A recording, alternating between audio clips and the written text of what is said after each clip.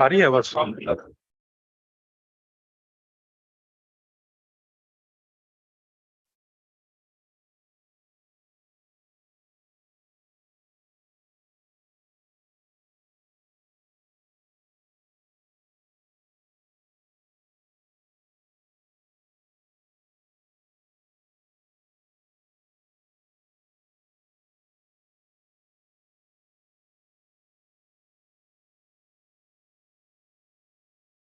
आवाज? अच्छा।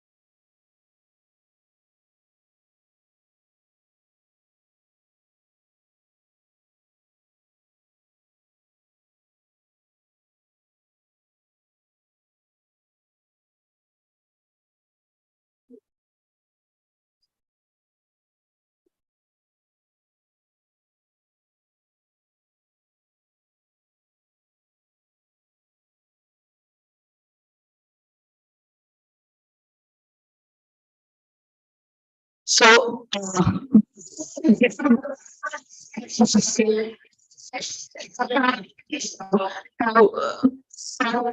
if you would want to, ma'am, or should we just start with the panel? Yeah? Okay.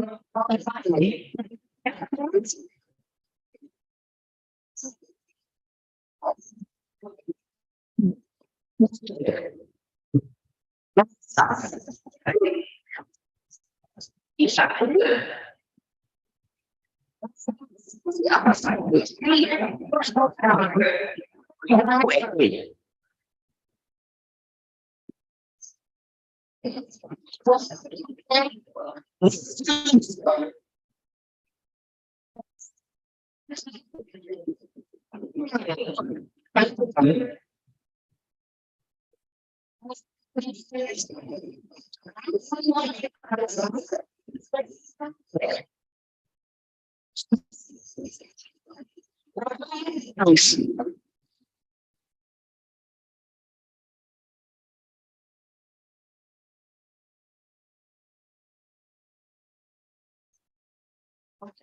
Akshay Shri is joining us in 10 minutes. Fantastic. Yeah. Good morning. Hello. Good morning, ladies and gentlemen, and good morning, ladies. It's a pleasure to be here to celebrate with you the annual event, and thank you, Sushma, for the invite. National Women's Day. I know the day has to come on March 8th, but I think every day is our day, and I'm really grateful for all the he for she men in the audience, because International Women's Day is not just for women. I think it's for everyone. And I'm really appreciative for the men which are supporting the women to be here on the panel and with us today. My Facebook is the president of Affairs, Sustainability, the Peace Foundation, and as well communications as VP and UP as most industry. 70 countries.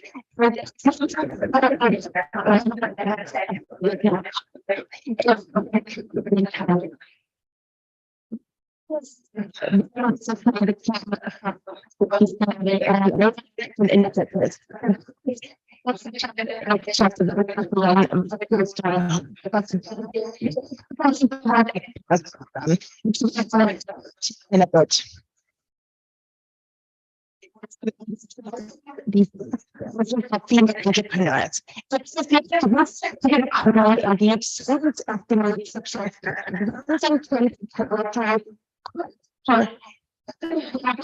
Use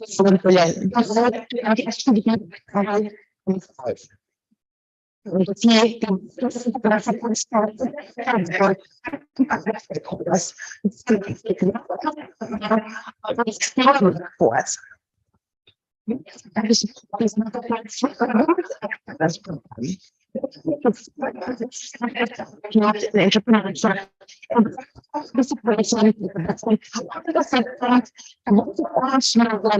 Businesses. Yes. That's women and family rather for so many of us. And I start to discuss this. Perhaps we can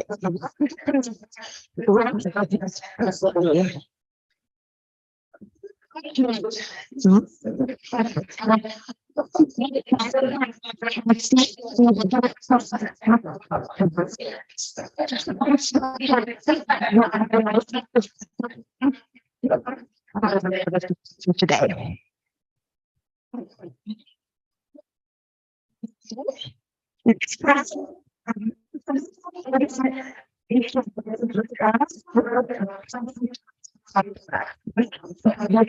Moms.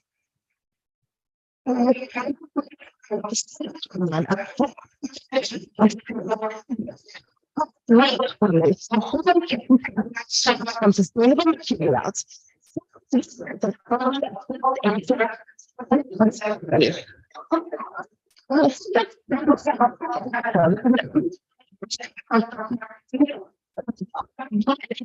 Financially.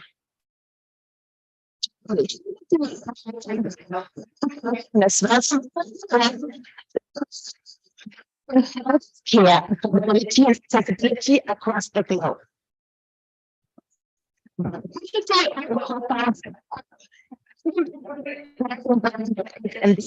changing the roles of women's workwear.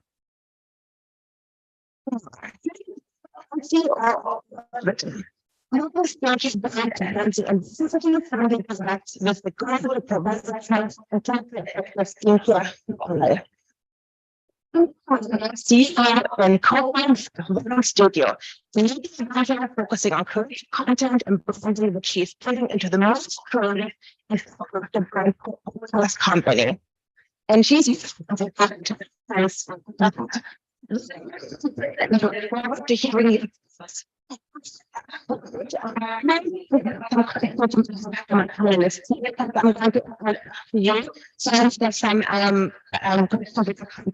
today. The Foundation. Care brand. She found the car to increase for her baby in India. Anything use plastic material in your commerce packaging. Seals and fillers. To represent women. The significant role of ecosystem in recent years is as well as to consumer preferences. I mean, from a European perspective as well, we can do business with socially responsible companies. But the SMEs as well have prices. Perspective.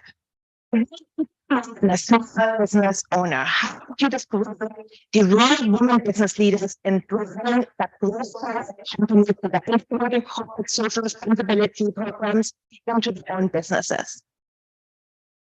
Thank you so much, Christina, for the question, and thanks to the Shakti National Convention team for having me here. It's a pleasure. I must say that Christina has put together a very wonderful introduction of all of us and very well thought of questions. So I really appreciate that. Coming back to the CSR bit of it, I personally think that any organization and any startup who's coming up should really focus on to startup or at least integrate some bits of it into their startups. When it comes to women leaders, I feel it comes naturally. There are certain reasons behind that. I think as a woman, as a leader who's a woman, I would say that the greater degree of compassion and the greater degree of empathy you carry in your heart, in your core belief system, that naturally comes into practice when you're working or on building a solution. So that is a big factor that most of the women leaders are able to integrate CSR into their projects because they really feel for the cause. When I talk about my own startup, before I launched Mate, which is an all-natural mom and baby product, of course, led by my quest of finding the best products for my children, I started a foundation on the name of my daughter called Gracia Raina Foundation, which is a nonprofit organization. It's an NGO where I started working on the maternal health and reproductive health of underprivileged women across the country. So first, I felt and I connected with many other mothers out there who were going through a lot of hardships during their pregnancies. And that was the very first venture I started working with because I really felt for it and I could really connect with the cause. Later on, when I actually launched a venture, which is for profit, while I'm building the solutions and the products, I can carry the same core value and the belief system of standing by for the social responsibility and implementing that in my venture as well. Secondly, I feel that women, they lead by example, I think they do not want people to work for them, but they want people to work with them. So while they're building a solution, an organization, a startup, they would want people who share the same vision and passion for the cause they're standing up for. So if I'm coming up with a venture today where I know that I'm standing up for climate actions, or I'm I'm doing something to save water, or I'm doing something to empower women, then I would want similar kind of people to come work with me. And when you share the same vision and you stand up for the same cause, I think people stand by with you, they stick with you, and they work tirelessly to achieve that because they also feel for the same. Thirdly, I feel that it's really important to give back to the society.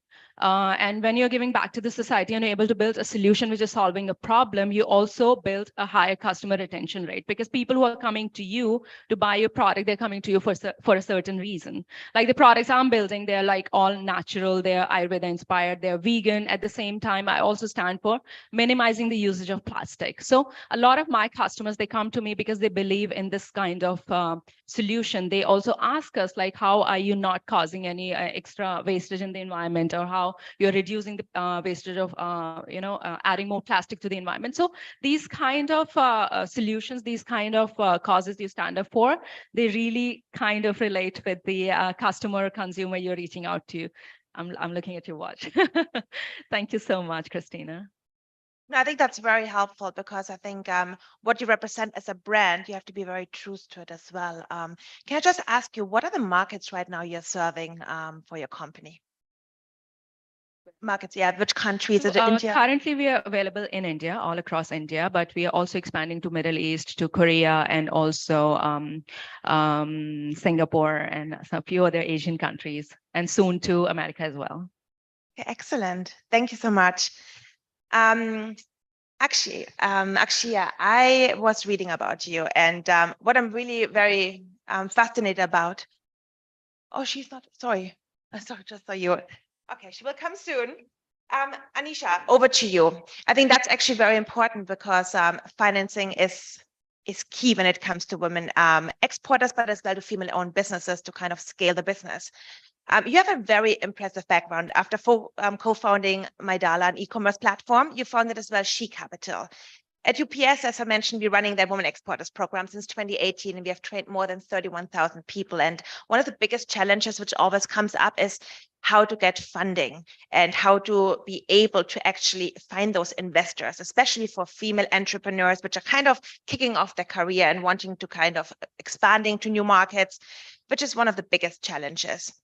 After having trained more than the 31,000 women, we still haven't found that answer. But I think looking at She Capital, you have been tremendously helpful for businesses here in India to provide that funding in order for them really to grow. We know that studies have shown when you provide funding to women-led startups, they generate more revenue for every dollar invested. but yet venture investment led to women ventures continues to be very marginal. So my question would be, with She Capital, you are helping the next generation of phenomenal female business leaders scale to the maximum potential. From your point of view at She Capital, which has been at the forefront of supporting these women-led businesses, what is the need of the hour to ensure that women entrepreneurs get access to the financing they really need? Okay, I'm going to say something controversial here. We need to take out the word support and empower from our dictionary. Okay, that's the first thing. Because seriously, we don't need support. We don't need to be empowered. We are powered enough, all of us. All right. So I just a quick background. I used to run Maidala. I started an internet company in 2009, one of the first few internet female entrepreneurs here, and I realized that women would, no matter what happens, we are considered a charity job, and rightly said. When I went out to raise funding for She Capital, everybody would tell me, such a great cause you're doing. I'm not doing a cause. I run a venture fund. Just like everybody else, I invest in startups. They have to make money. But for some reason, because I said, I'm going to back female founders, it was assumed it's a cause. Women are not a cause. And the whole basis of She Capital was to invest in businesses. It's exactly what you said, right? And prove that women run phenomenal businesses.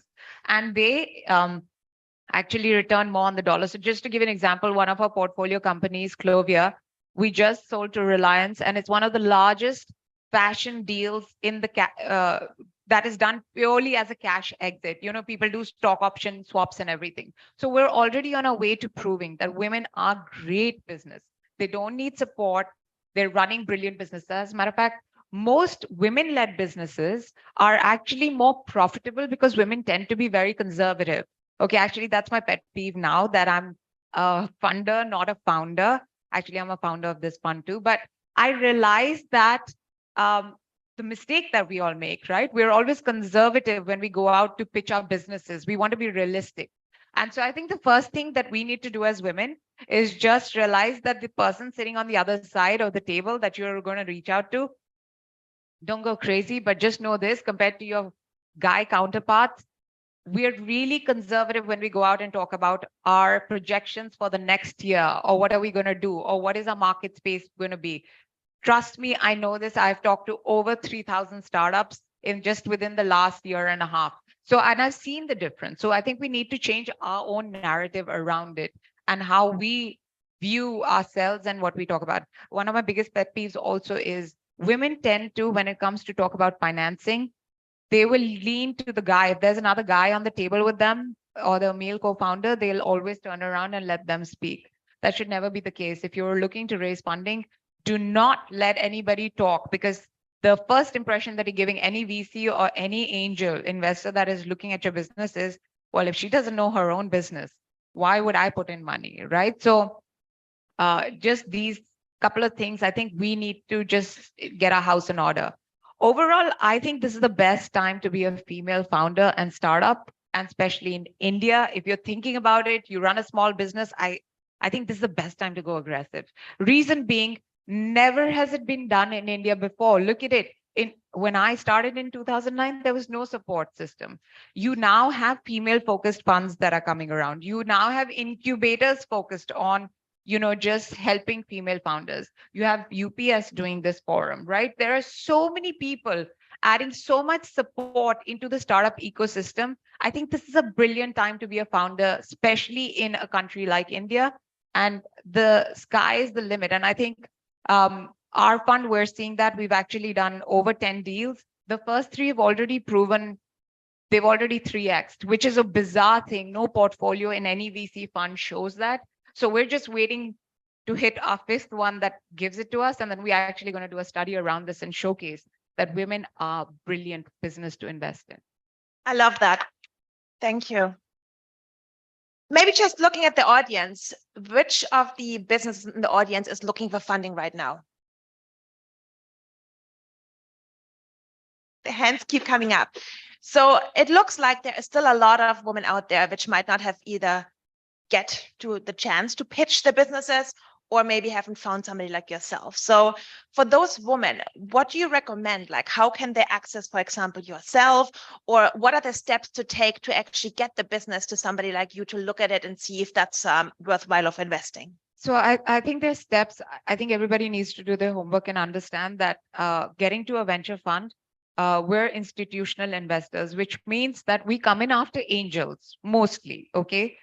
We do some seed deals, but we come in after that. So before somebody comes and pitches, this is just in general good hygiene. Go out and see which venture fund are you pitching to? Do they have a seed fund? Are they going to look at businesses that are just purely, don't have revenue, they're proof of concept stage, or they're looking for revenue? And if they are looking for revenue, then go ahead, just work on the fund. I have people who email us and they have no female co-founders. I mean, come on, it's She Capital, at least look at the name before you email out to us, right? So similarly, I think just doing their homework in terms of the fund. But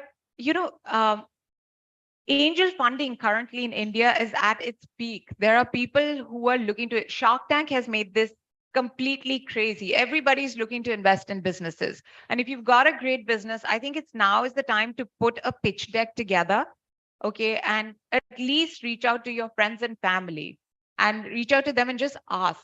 But please, one thing only, and be mindful of, LinkedIn is full of now so-called mentors that'll come to you and say, we're going to do this or that. Just be careful who you're talking to and where you are. I think forums like this, reach out. And you can always reach out to us at hello@shecapital.vc. We've got a bunch of resources in general on the website that talk about where all can you get grants, where all can you get funding. We haven't talked about the angel funds, but I mean, I'm happy to, just email that out to people who are looking for that as well. Thank you so much. And I think today is a great day for networking. So we should utilize that during the day. Going from your initial first business, which was an e-commerce, going to Rupanshi Gawal, which is another e-commerce business. With the world's lowest data and smartphone costs here in India, growing internet penetration, and a rise of new online shopping channels, India is experiencing a dramatic rise in e-commerce spending. The Indian e-commerce market is estimated to be worth over $55 billion in gross merchandise value in 2021. By 2030, it is expected to have an annual gross merchandise value of $350 billion. Further, as of 2021, more than 348 million users were conducting online transactions and nearly 140 million were shopping online. So why did you choose to have an e-commerce only company that specializes on smart, functional, and chic clothing for modern women? And how are you scaling your business in India to new markets? Maybe you can tell a little bit more about that. I think you've already answered the question. The e-commerce industry is booming. And what happened with me was, one day my brother and I went out shopping for suits. We had a presentation. He knew exactly where to go. He went in the store, got out in a few minutes, happy with his suit, fine quality of fabric, excellent fit. I had no clue where to go. So product void was always evident. It felt like, brands weren't really listening to working women. Glaring omission of pockets from women's wear is, as we're all aware of. And overarchingly, I also felt that, brand void was also pretty evident because brands weren't really speaking to working women. And a modern woman, well-educated, well-exposed, working across, industries at all leadership positions. So, and brands weren't really reflective of what I have seen as successful women are doing incredible things at a global scale, as we can all see today. And so that's how Qua started, essentially, to, make beautiful power dressing for the modern woman of India and really deliver on quality, style, functionality that all women deserve. E-commerce was an obvious route for us because it's not only easy to start up, but also to reach a wider audience. From building a beautiful website on Shopify to using Instagram to garner attention for the brand, technology lies. It is the very backbone of my business. And for any business to be successful, you need to have a very solid customer connect strategy, whether you're asking for feedback on the quality of your products, or whether you're informing your customer base about new offers. Technology is how we stay connected to our customers 24/7, and not only in India, but worldwide. Social media is a great tool for us for spreading awareness and sharing our story, because the customer today wants to engage with brands that have a story and that have a purpose.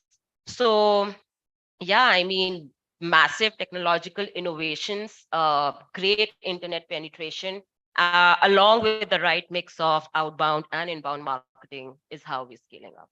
So your suit is from Goa? Yes, exactly. Lovely. And I'm bag free today, hands free today, because I have like 7 to 8 pockets in my outfit. Whoa, very practical. So I think that's really inspiring. But my question would be as well, now you have a fully e-commerce run business. How do you handle all those returns, and how do people actually know what they can order? I think it's a great way to sell online, but for suits, I think a lot of women have sometimes as well challenges to find the right size. So what do you do when it comes to clothing to make sure that you avoid that cost of shipping back and returning clothing to your customers? I think being very transparent with your measurement chart, your size chart, put as much information as you can on your website, build a great customer support service system, because we do get a lot of questions regarding the size, whether this will fit me, whether this will look good on me. So, I mean, being transparent with your product information, with your sizing information. Like, we have videos on our website where we have people showing how you're supposed to measure yourself.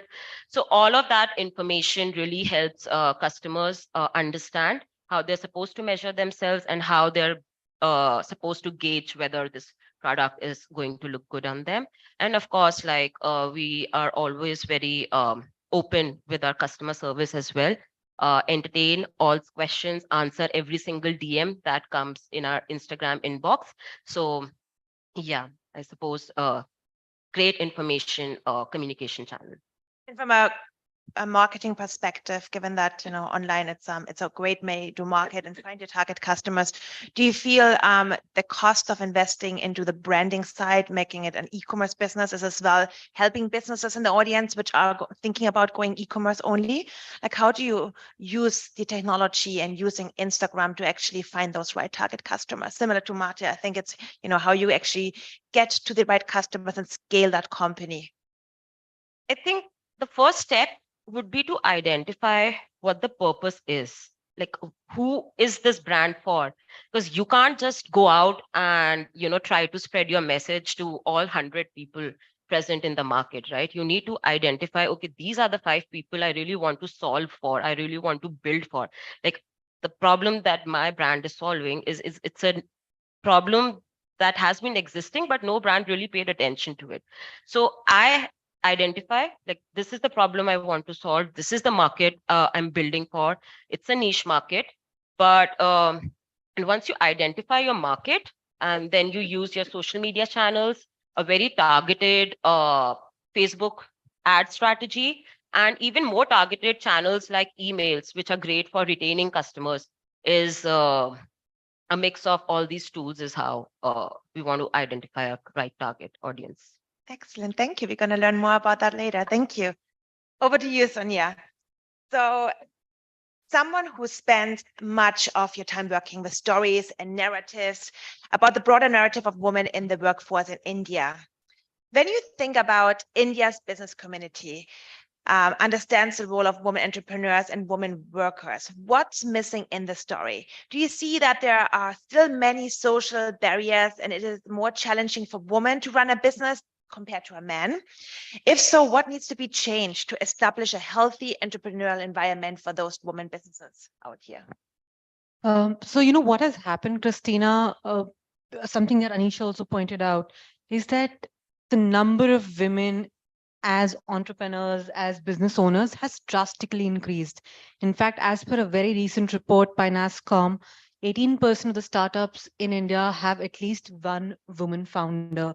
And of the 36 unicorns and potential unicorns, again, they have at least one woman founder on the board. So, which actually goes on to say that there has been a significant change. However, what needs to change? I think I was, in fact, let me share a story. So, I'm in the business of storytelling. So, why not as well share some interesting stories that I recently encountered? I was I was moderating a panel yesterday, and that had two phenomenal women founders. Founders, I hate saying women founders. Founders who are running brilliant enterprises. One of them being Aditi, who runs Yankees by Momo Mami, one of the earliest and the first Shark Tank investee in the season one. And then I had Sadia Naseem, who runs something called as Glam Studio. Now, something that came up in their conversation that I had with them was the support they got from their one is the external support that you get once you start your journey, but the support internally that you get is something that kick-started their journey. For Sadia, when she started Glam Studio, she was already at the helm of her career. She was leading an initiative for Oyo rooms, and she was just done. She just spoke to her husband and said that, you know what, I want to kickstart something new. I'm not getting excited anymore. I want to start something new. Her husband Sajid says that, okay, what is it that you want to do? She says, I want to start something in the beauty side of beauty side of the business. He says, fair, but how will we manage our daughter who's just 6 years old? So Sadia just says to Sajid that, would you mind leaving your job? And he was at that point in time a reporter, uh, doing fabulously well in his career. And he said, why do you even ask? I'll do it right away. He left his well-paying job to support and to, I would, again, what Anisha said, support isn't the word, but to enable and to create an environment where you say that, you also deserve, you also equally have the right and the power to do what you want to do. And she went on to start Glam Studios, which now has 250 plus salons. And then Aditi, another phenomenal entrepreneur. Um, Her husband actually gave up, mortgaged their house because she was so deeply invested in the business that, again, the support from within the families, from your inner circle, from your friends, from your peers, to empower and to say that, you know what, we're there for you. We're there, whatever might happen, just go on, do what you have to.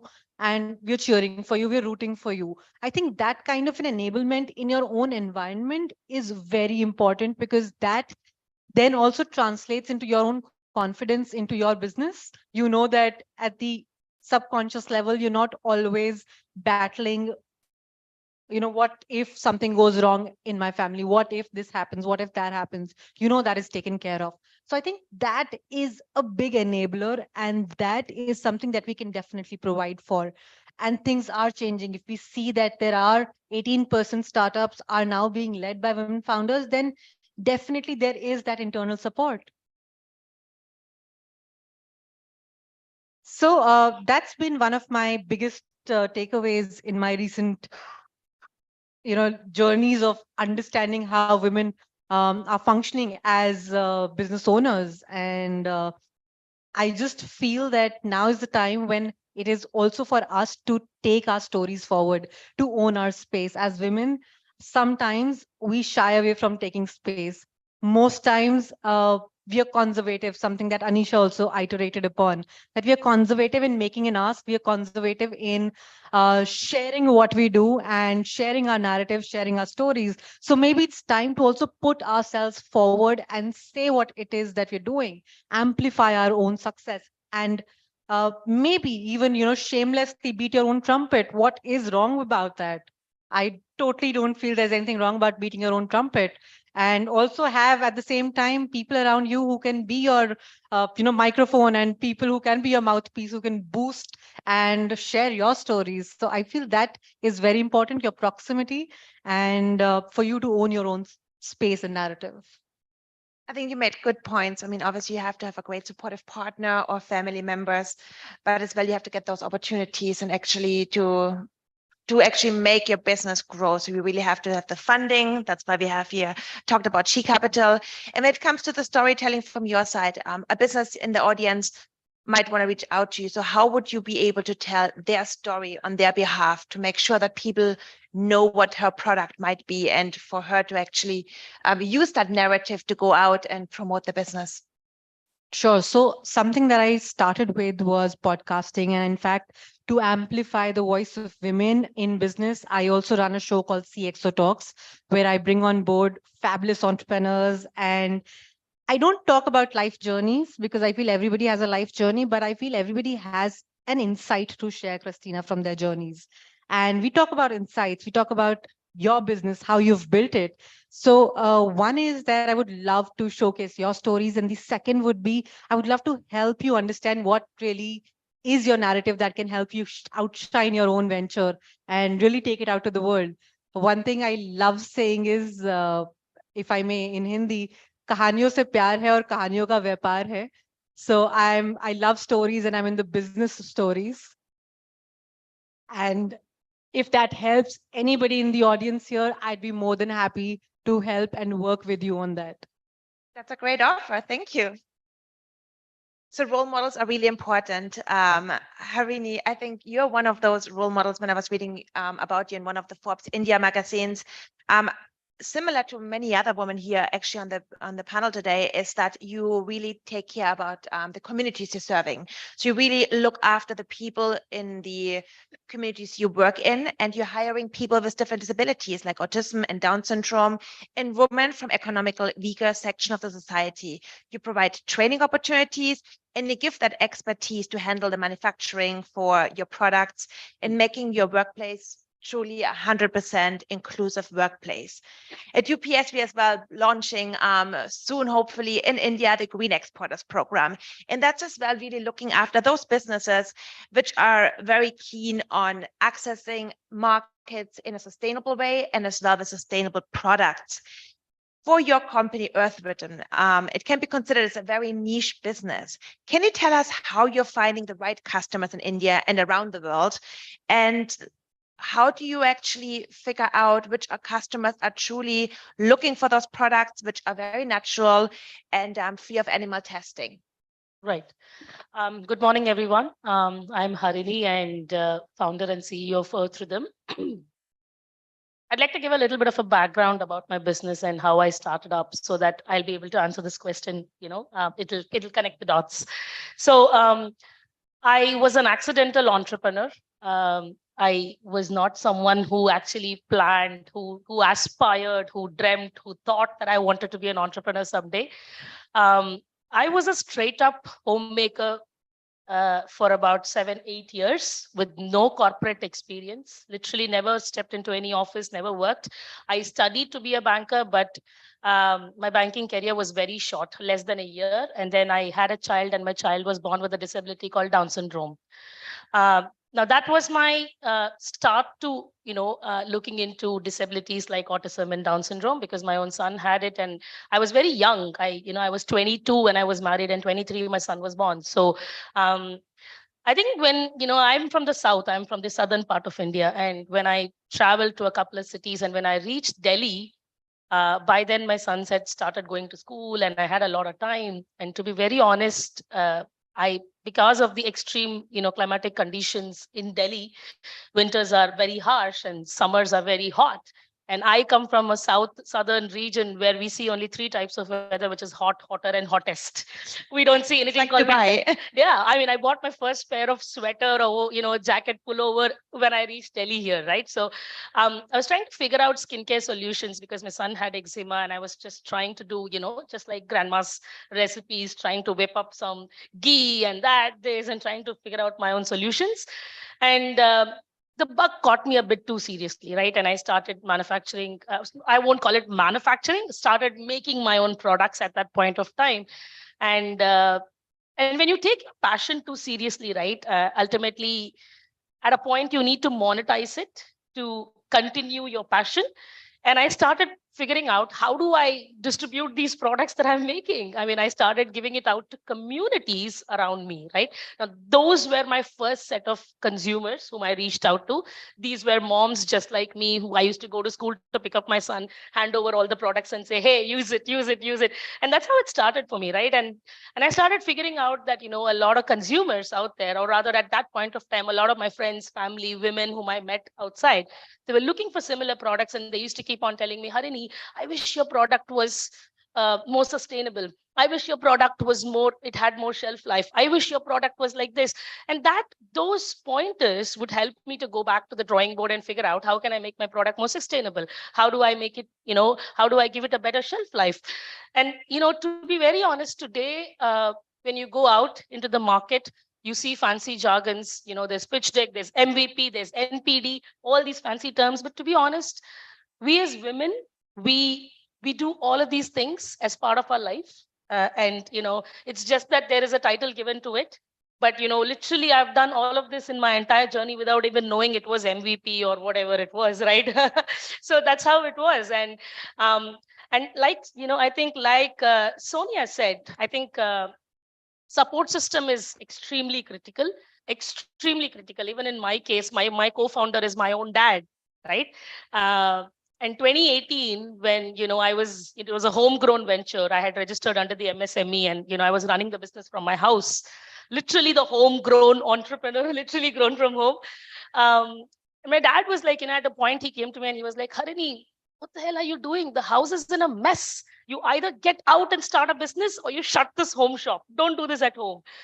And I think at that juncture, I told my dad, if you help me, I will be able to step out of the house. And he said, okay, I'm retired. Let's go out and start. If we win together. If we lose, there's nothing that we lost. So let's go ahead. And that's how we came out and we started Earth Rhythm in 2019. And from there on, I think it's been a journey for me, right? And for me, figuring out my customers has always been, I actually, call them skintellectual consumers, because we are looking for consumers who are very modern, who are inquisitive, who have the purchasing power in their hand. And these are consumers who are in the certain age group of 20 to 30. So obviously, because we're talking about skintellectual consumers, the first touch point would be social media for us. And we're a 100% digital brand, which means that we want consumers who are inclined to be more digital, right? So we look at channels like Facebook, Instagram, YouTube, Pinterest. Where are these consumers sitting? Reddit. And we want to target those consumers on those touch points and then try to, bring them. So today, digital businesses are thriving so well. D2C is thriving so well because I think post-pandemic, or rather even from pre-pandemic days itself, people have started becoming a lot more dependent on digital, enablement, right? So that has been one reason how, we were able to scale quickly and we were able to figure out our audience very well. The second thing is, once we knew where our audiences are, like I said, today, tech is so powerful. There are a lot of ways in which how you can actually track your consumers, retention tools. I think, sorry, I didn't get your name. Akshaya, yeah, sorry. So Akshaya was just mentioning, no, not Akshaya, sorry. Himanshi, yeah, she was mentioning about, email marketing and reaching out to consumers. I think those are very important, right? I think more than running a business, knowing what will help you reach your consumers is even more important. Because today you have tools like WhatsApp, you have SMS, you have emails. There are ways today, if somebody comes to our website, we immediately target them on Facebook, on Google, wherever you go, you see Earth Rhythm, Earth Rhythm, Earth Rhythm. That retargeting and retargeting the right consumer, spending that money on the right consumer is where I think the secret lies in finding your customers. Very inspiring, and you have an amazing dad. I think it's an amazing story how you started off, and I'm sure a lot of people here in the audience have ideas, but they might not yet get to the step that they're just going to start off their own company. So once you develop that business idea, how did you make it profitable? Because you would need a marketer, you would need and a CFO, you might need somebody who is very tech savvy. There's a company exists with so many different employees. So how do you actually run that company with your dad, and when did you start getting all these people on board? Because people might want to start somewhere, but what would be the one person you should hire first? And then what would be the second person you need in order to succeed? Right. I think the beauty of being entrepreneur is that we get to do everything. We wear multiple hats. There was a time when I used to actually manufacture. I used to be the dishwasher. I used to be the delivery boy. I used to be the customer service. I still remember the days when somebody would call me and I used to pick up and say, is it Earth Rhythm? Yes. Is it customer service? Yes. So, we've been through that journey and we've actually worn multiple hats as entrepreneurs, right? So I think as entrepreneurs, what we need to figure out is you and your co-founder, what skill do you possess? Like in my team, I come from the product side. I handle R&D, supply chain, purchases. All of that is handled by me. My dad is 40 years of banking experience. So he handles finance, sales, and few other segments. So now as a founding team, we know that we are strong in two things, but there are other places like say marketing or say even customer service or anything else where I might need more skilled resources or even growth head. That is where I will start looking out for resources first, because I know what I'm good at and what I don't possess. I will start looking out for those resources. And I think team building again is a long drawn journey. You cannot build it just like that. First up, I think if you are starting up building a company, you need to set values for your organization. That goes a long way. If you look at Earth Rhythm's values, first thing I tell anybody who comes to us is that we're extremely grounded. I mean, I've sat on the floor with my with my employees, with my production team to do filling and all of that, and we want people who come into the team to carry such values, because that's when like minds think alike, right? So building your value system is extremely critical. And when you know what are you trying to build and what values you're trying to create over here, it becomes easier to find that person and then start nurturing your team. The second thing is that I think about profitability, right? I think someone mentioned about women are by nature very conservative, right? I think I'm a little the other way around there. I think women get, at least me, I'll take my own example. I call my dad as my speed breaker, right? I'm extremely passionate. I'm like, I want to launch 10 products a month. My dad would just stop me and say, excuse me, we have budgets in place, we have this in place, we have that in place, and we can't do this, right? I think building your business plan is extremely critical. So every year you build a business plan, and no entrepreneur actually can stick to the business plan on dot. But what business plan helps you with is it helps you understand how much to spend, where to spend, when to spend. And that's extremely critical for you to know in the beginning of the year itself, because ultimately if your target was 100, you will at least reach a 80 or a 85 with a business plan in place. And if you don't have a business plan, you really don't have visibility of where you're going to head to. So I think profitability is all about planning. And if your business plan is in place, I think you will be on track. Thank you. I think comes back to what Anisha said, business plans are critical. So thank you so much for your story. And you, Harini, you're just mentioning that tech is so important. And we saw already that several businesses here. Can I just add something on tech? Because Absolutely. I hear female founders saying this all the time. Like I get a lot of people who want to raise money and they'll come, and when I'll ask, why are we budgeting such a budget out for tech? And they'll say, I want an app. But they don't, so my only request to founders is actually, it's exactly what was said for marketing on this panel. I really see what you need in terms of tech. Okay, don't get overwhelmed. I mean, I've been in the tech field for 25 years now, but don't get overwhelmed with tech. Don't think that you need an app when you don't.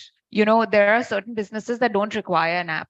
So why are we building it? It's easier to just, launch yourself on platforms like Amazon and other places and have it move to your website rather than have an app where nobody's going to come back and use it actively if you're not a content website or something like that. So a lot of things, I think, just like marketing, founders need to ask themselves, do I need this? Do I need that much tech, or am I okay with a Shopify website, which is really easy to do and plug and play and just move? So I think those things, just for founders out there, just ask yourself these questions, not just for marketing, but tech, and don't let tech overwhelm you. It's not a mythical beast. maybe as well different stages in the business require different platform, right? And different investments. Absolutely. And I'll definitely come back to you, Priyanka, because that might be interesting. But before that, I want to actually talk to a healthcare tech expert, and that's Sanya here on the panel. She's a really inspirational health tech entrepreneur with the goal of making medical equipment accessible and affordable across the international and Indian healthcare landscape. So as we think about women-led entrepreneurship, Sanya, and female workforce participation more broadly, research has found that one important but often overlooked barrier to gender equity is unequal access to healthcare. So how can inadequate healthcare affect Indian women's work prospects, and how is Perkan Tech, your company, help to overcome challenges for equitable access for healthcare for everyone? Thank you for that beautiful question, Christina. I am honored to be on this panel, and thank you so much for having me and like letting me describe the plea of healthcare equity and inequity across the nation. Namaste, everyone. So I am Sanya Jaswani, and we run a medical device manufacturing startup. We started 3 years back. As Christina rightly pointed out, something that lacks when it comes to healthcare inequality across the nation is another marginalized group that we are unaware of to some extent. Today, we know that we sit here, we get an access to teleconsultation, we get an access to doctor's consultation so easily. Would you believe that we are just 27% of the total population? There is 70% of another population that is there in India that resides in the rural areas. And again, there is a marginalized community over there that constitutes women. So if healthcare is having a barrier to reach into rural areas, the community that is most affected by that is also the community that comprises of women. At Perkant, what we did is that 3 years back, we started with a mission, and we tried to just take the 3 A's guiding us and basically taking them as our motto. And the 3 A's were increasing healthcare accessibility, availability, and affordability. So when we basically started the startup, we knew that healthcare currently is a paradox in India. You would see that currently in the ICUs nearby let's say NCR region or Mumbai region, you'll find that there are robots doing surgery. There are medical equipments that is so high tech that would already give you predictive analysis for so many well thought of diseases. Sadly, that is not the case in the rural areas. Whenever they feel sick, they would actually have to do a commutation of an average 3 to 4 hours to go to a doctor and get that consultation. That just being one of the very small reasons how rural India is still years away from getting the same accessibility to healthcare resources such as we do. So that is just one aspect of how unavailability of healthcare resources plays a very vital role in this particular part of the nation. When we talk about India, India is one of the largest economy. India is one of the most populated countries now.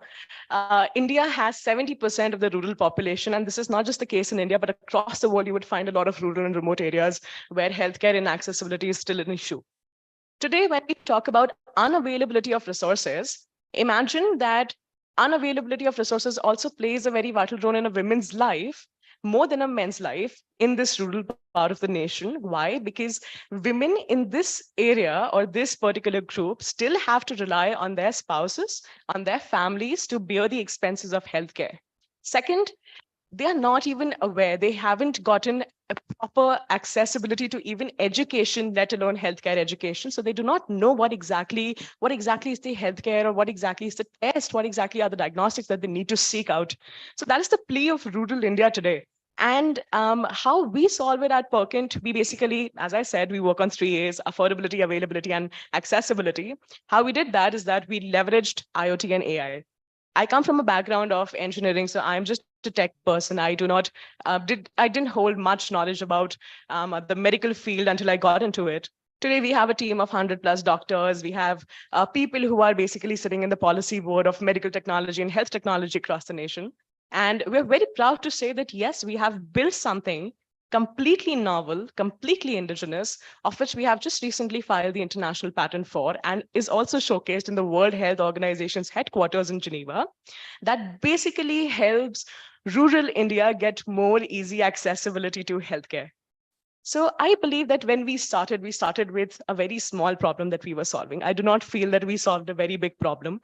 What we did is that whenever we go to a doctor, the doctor takes 5 body vitals for teleconsultation. That is blood pressure, pulse rate, so on and so forth. There would be 5 body vitals, including respiratory rate, heart rate variability, IBI, and so on.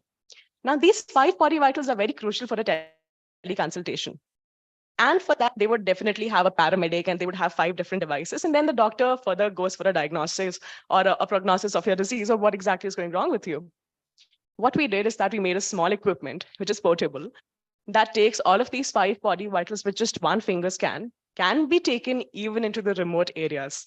It is IoT connected because that is where our expertise comes in. So we made this device IoT connected so that it can even work out of the rural bandwidths of the nation.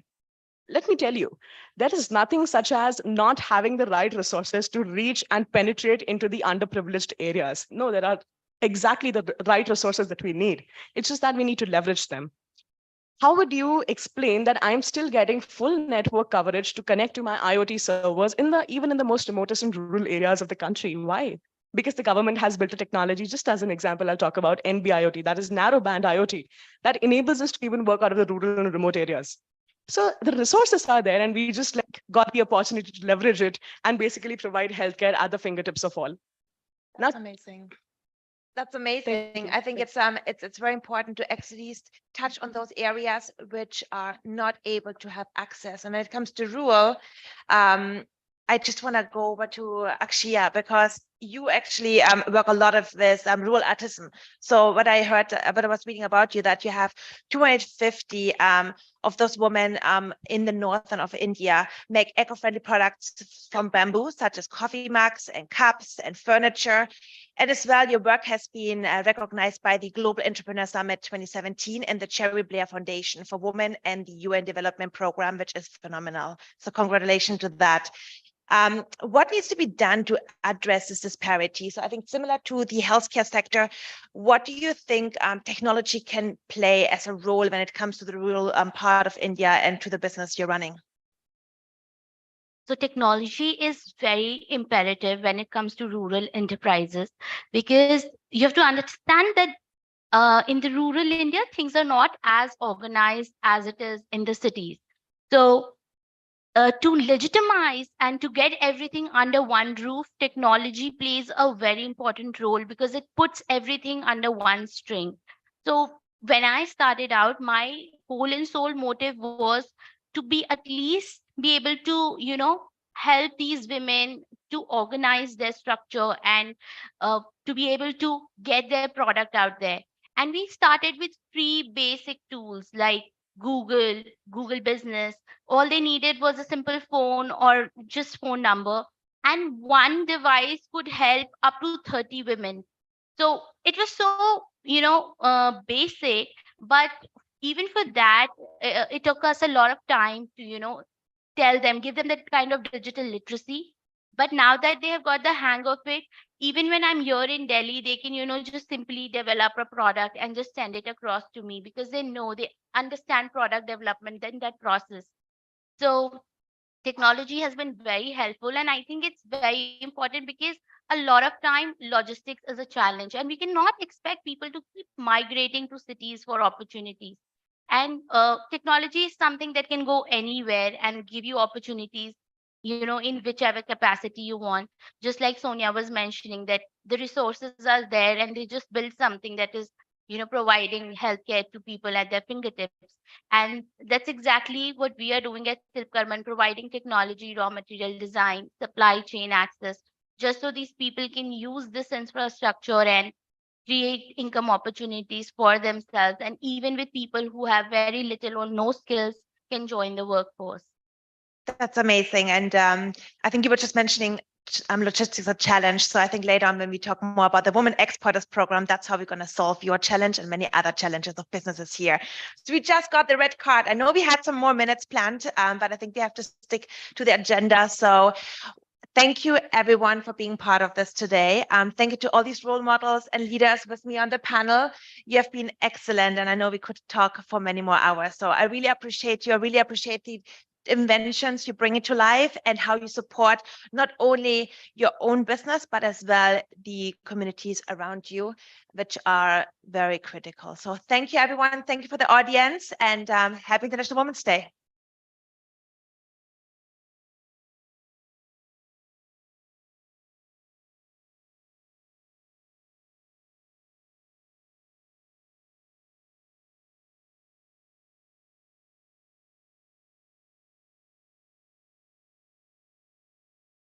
It was a wonderful session. Thank you so much. I would request Dr. J.S. Juneja, sir, Vice Chairman, India SME Forum, to kindly come on stage and give the token of appreciation to all the panelists.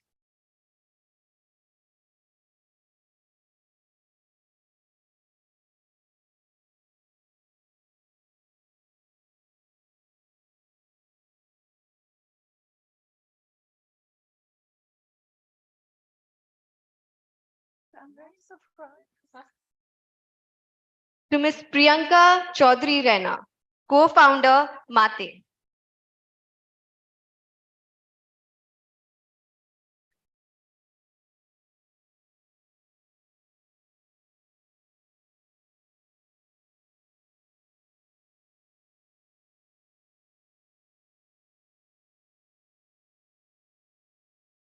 To Ms. Akshaya Shri, co-founder, TAD Udyog.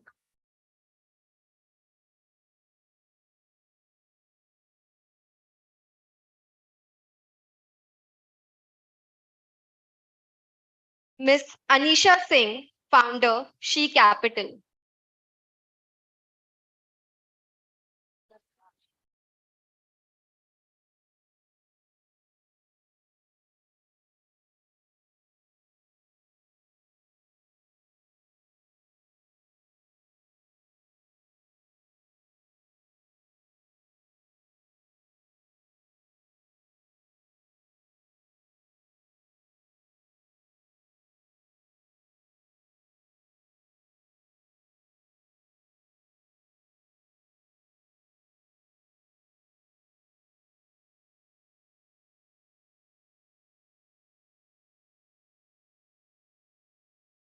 Ms. Harini Siva Kumar, founder and CEO, Earth Rhythm.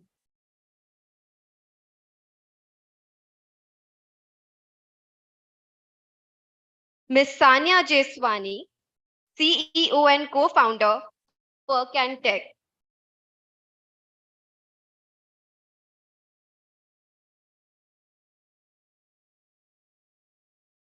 And now I would request our wonderful moderator, Ms. Christina Struller, VP, Corporate Affairs, UPS.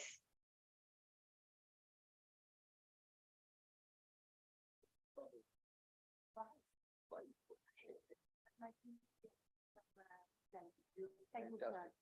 Thank you so much.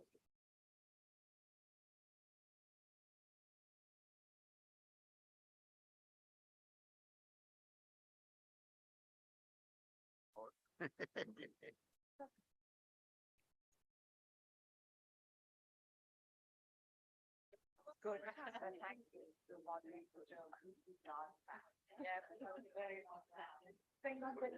The length of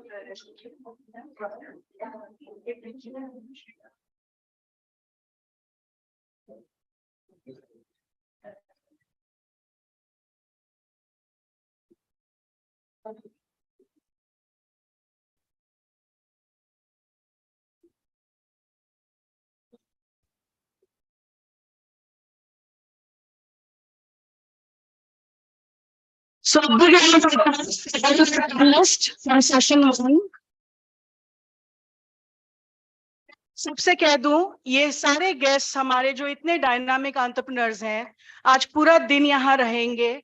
आप इनसे बात करिए, इनकी अपनी भी journey है, समझिए. इन्होंने भी अपने बिजनेस को खड़ा करने में बहुत सारे स्ट्रगल्स देखे हैं, कुछ फेलियर्स होंगे, कुछ अचीवमेंट्स हैं, और कुछ भी बात करने से, पूछने से डरिए मत. आप इनसे बात करिए. Language is not the barrier. तो ये कोई जरूरी नहीं है कि आपको अंग्रेजी में बात करने आना चाहिए या अंग्रेजी में ही पूछना है. आपको जो भाषा जो सब समझ पाए, जो कन्वीनियंट है, आप पूछिए, बात कीजिए। अगर आपको कोई चीज नहीं समझ में आए तो we are all here to help you, hand hold you, और आपका मार्गदर्शन करने के लिए ही आज हम सब यहाँ मिले हैं। तो एक दूसरे से बात जरूर करें। Now moving on to our second session, plugging Indian women owned businesses in global value chains. मैं हमारे गेस्ट और आज के जो एस्टीम पैनलिस्ट हैं उनको इनवाइट करना चाहूंगी स्टेज पर। श्री मोहम्मद नूर Rahman Sheikh, IFS Joint Secretary, ED, Ministry of External Affairs. May I request you to please come on the dais, sir. Ms. Kanta Singh, Deputy Country Representative, UN Women India. Kanta ma'am. Ms. Dipali Agarwal, Chief General Manager, Export Import Bank of India. Dipali ji. Ms. Caroline Keunga, Social Impact Strategist and Champion of Women Empowerment Initiatives. Ms. Chand Muzumdar, Head of Marketing and Exports Enablement, Amazon. Ms. Muzumdar, please. Welcome. Ms. Rupali Narang, Founder, ARA India. Ms. Hemlata, Founder, OSC Cadenza Advantage India. Ms. Rekha Atri, Co-Founder and CEO, iCargos.com. Ms. Shivarti Bajaj, Co-Founding and Managing Partner, RSD Bajaj Global Law Firm. And to moderate this session, may I invite Srimati Anuja Bapat, Deputy Director General, Office of Development Commissioner, Ministry of MSME.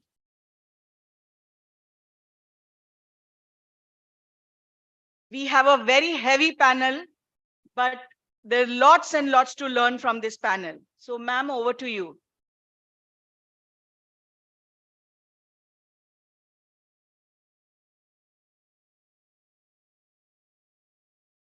Namaskar and welcome to this very energizing session, second session of this very happening day today. All of you here, we are wishing you a very happy International Women's Day in advance, and let us celebrate the power of women in every sphere that they work in and they aspire to work in. I'm happy to welcome all of you in the second session, which is going to talk about plugging Indian women-owned business in global value chains. Madam Othania said it's a very heavy session. It is bound to be. The power of women has started unleashing itself. It is bound to be powerful and packed. So I'll start with, I'll not waste much time, just to give you an opening, what I think about women. I think women are born entrepreneurs. The kind of multitasking we do, the kind of quick decision making we do, the kind of juggling of priorities we do in and out of our, personal and professional lives makes us, quintessential entrepreneurs. It's only about, organizing them, channelizing them, and getting the best out of it. So with that, I would welcome all my panelists, and without wasting much time, I'll quickly move on to Madam Kanta Singh, who is Deputy Country Representative of UN India. She has a glorious experience in managing and leading the global projects on entrepreneurship and women empowerment. So, ma'am, I would like to know from you, what is your take on the current status of women entrepreneurs in India, and how do you see the future of it?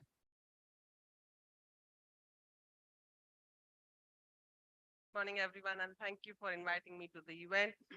Happy to see so many women, and I'm sure all of you have something to do with this event, and that's how you are here, and congratulations for that. Whenever you talk to somebody like me, I'll always say the future is very bright.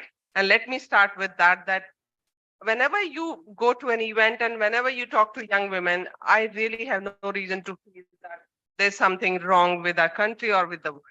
I always feel positive, and I also claim and say that this century belongs to women. It is for us to make what we want to make of this world. There are huge opportunities. Of course, there are challenges. I'm not saying that everything is hunky dory. There are issues, but there's nothing that women can't do.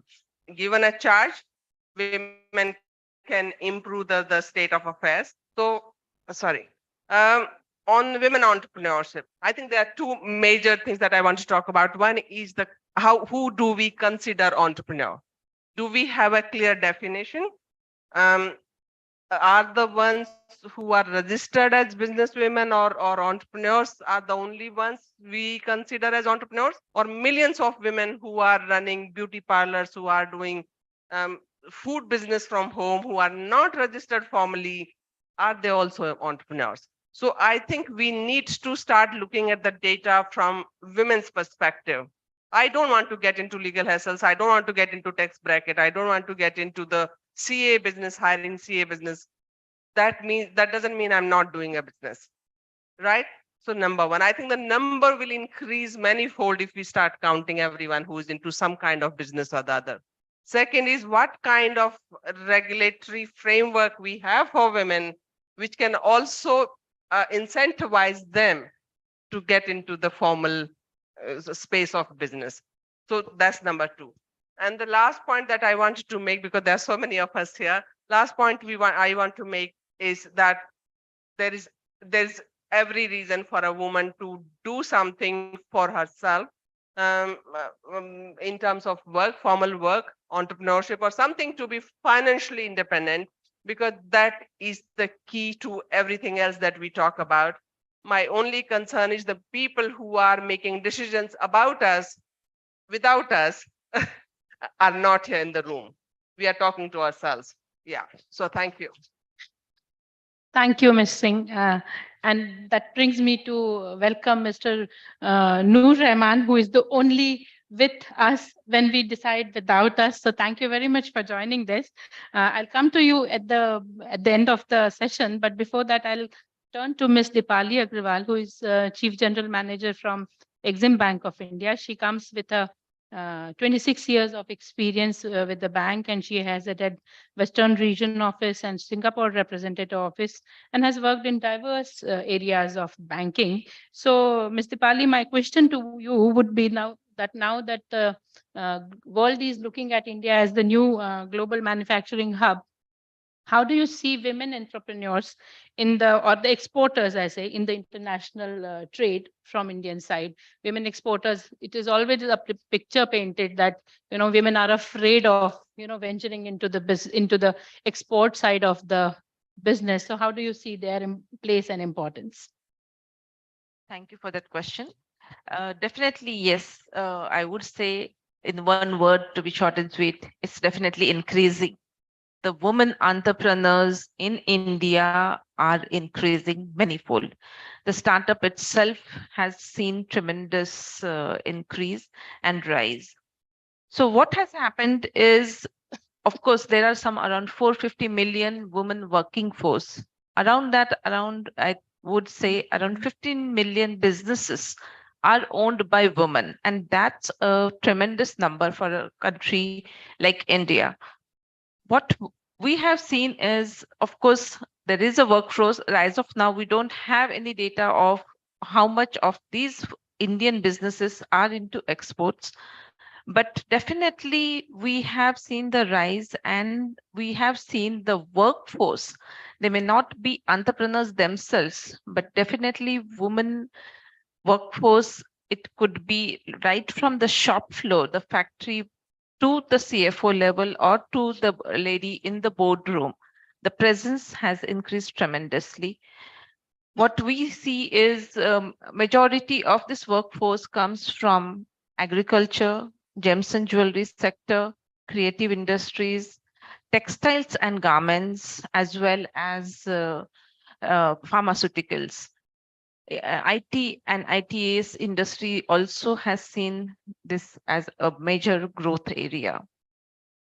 So I think there is a tremendous scope, and definitely women are there to play shoulder to shoulder with men. Thank you, Ms. Dipali. Data is something that you both brought into your discussion. Being a person from statistics field, I do feel that data is something that we have to very deeply look into. The time use survey has been conducted very recently, which I think should also throw light into what women do. And those women, a lot of them are working through e-commerce platforms and which are not registered. I think this data will definitely plug in a lot of gaps that we are looking at. So thank you very much for your input. We'll move forward because we have so many, as we said, we have a packed panel. So I'll quickly move to Ms. Caroline Kugna. She is a community relations manager with UPS, and she is a social impact strategist and champion of women empowerment initiatives. She's working on SDGs, and I look forward to her response when we say that the SDG 5, which is about women empowerment, is the mother of all SDGs. How does she look at the overall SDG scenario and the particular role of women empowerment goal in it? Thank you very much. And thank you for such a lovely introduction. So I work under the UPS Foundation. So when you think about UPS as a logistics company, but then we also have the UPS Foundation, which is what we will be doing on later today, the Women Exporters Program that we are launching here. And so for me, I'm always coming from social impact, funding, putting our money where our mouth is when it comes to supporting women initiatives. And so when I think about SDG 5, when we talk about women empowerment, it has to come from women economic empowerment. So think about the 17 SDG goals. Think about no poverty, zero hunger, clean energy, climate action. Women are disproportionately affected by climate, right? So when it's said that SDG 5 is the mother of all SDGs, so basically if you fix SDG 5, you fix all of them, of course, with 17 being partnerships, working with our male counterparts.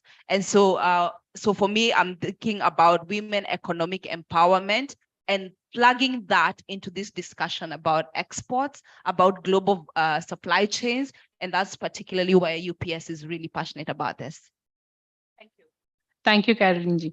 I'll just go back to one quote that Amrita Pritam, the great literary figure, said. She said, when you develop a man, when a man develops, grows, it's one individual. When a woman grows, a family grows, a society grows. So the multiplier effect is well reflected in the SDG 5. And I think we will look forward to how it shapes the other goals also. So thank you. I'll move forward and I'll take I'll turn to Ms. Chand Majumdar, ma'am, who is the head of marketing and export enablement in Amazon.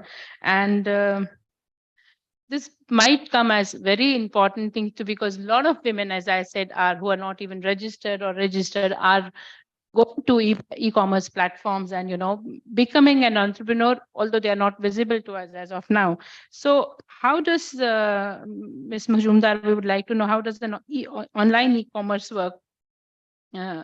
Is to when does this take global products global vis-a-vis if you have an offline setup? How do you see the advantage, and should the strategy be determined based on the product category? So this answer will be very helpful to women who are looking at the e-commerce and the online platforms to start their initiative or ventures. Thank you so much, ma'am, and good afternoon everyone. And this is such a great opportunity to be here. I just wanted to thank everyone for that. And before I start answering the question, just wanted to say one small thing.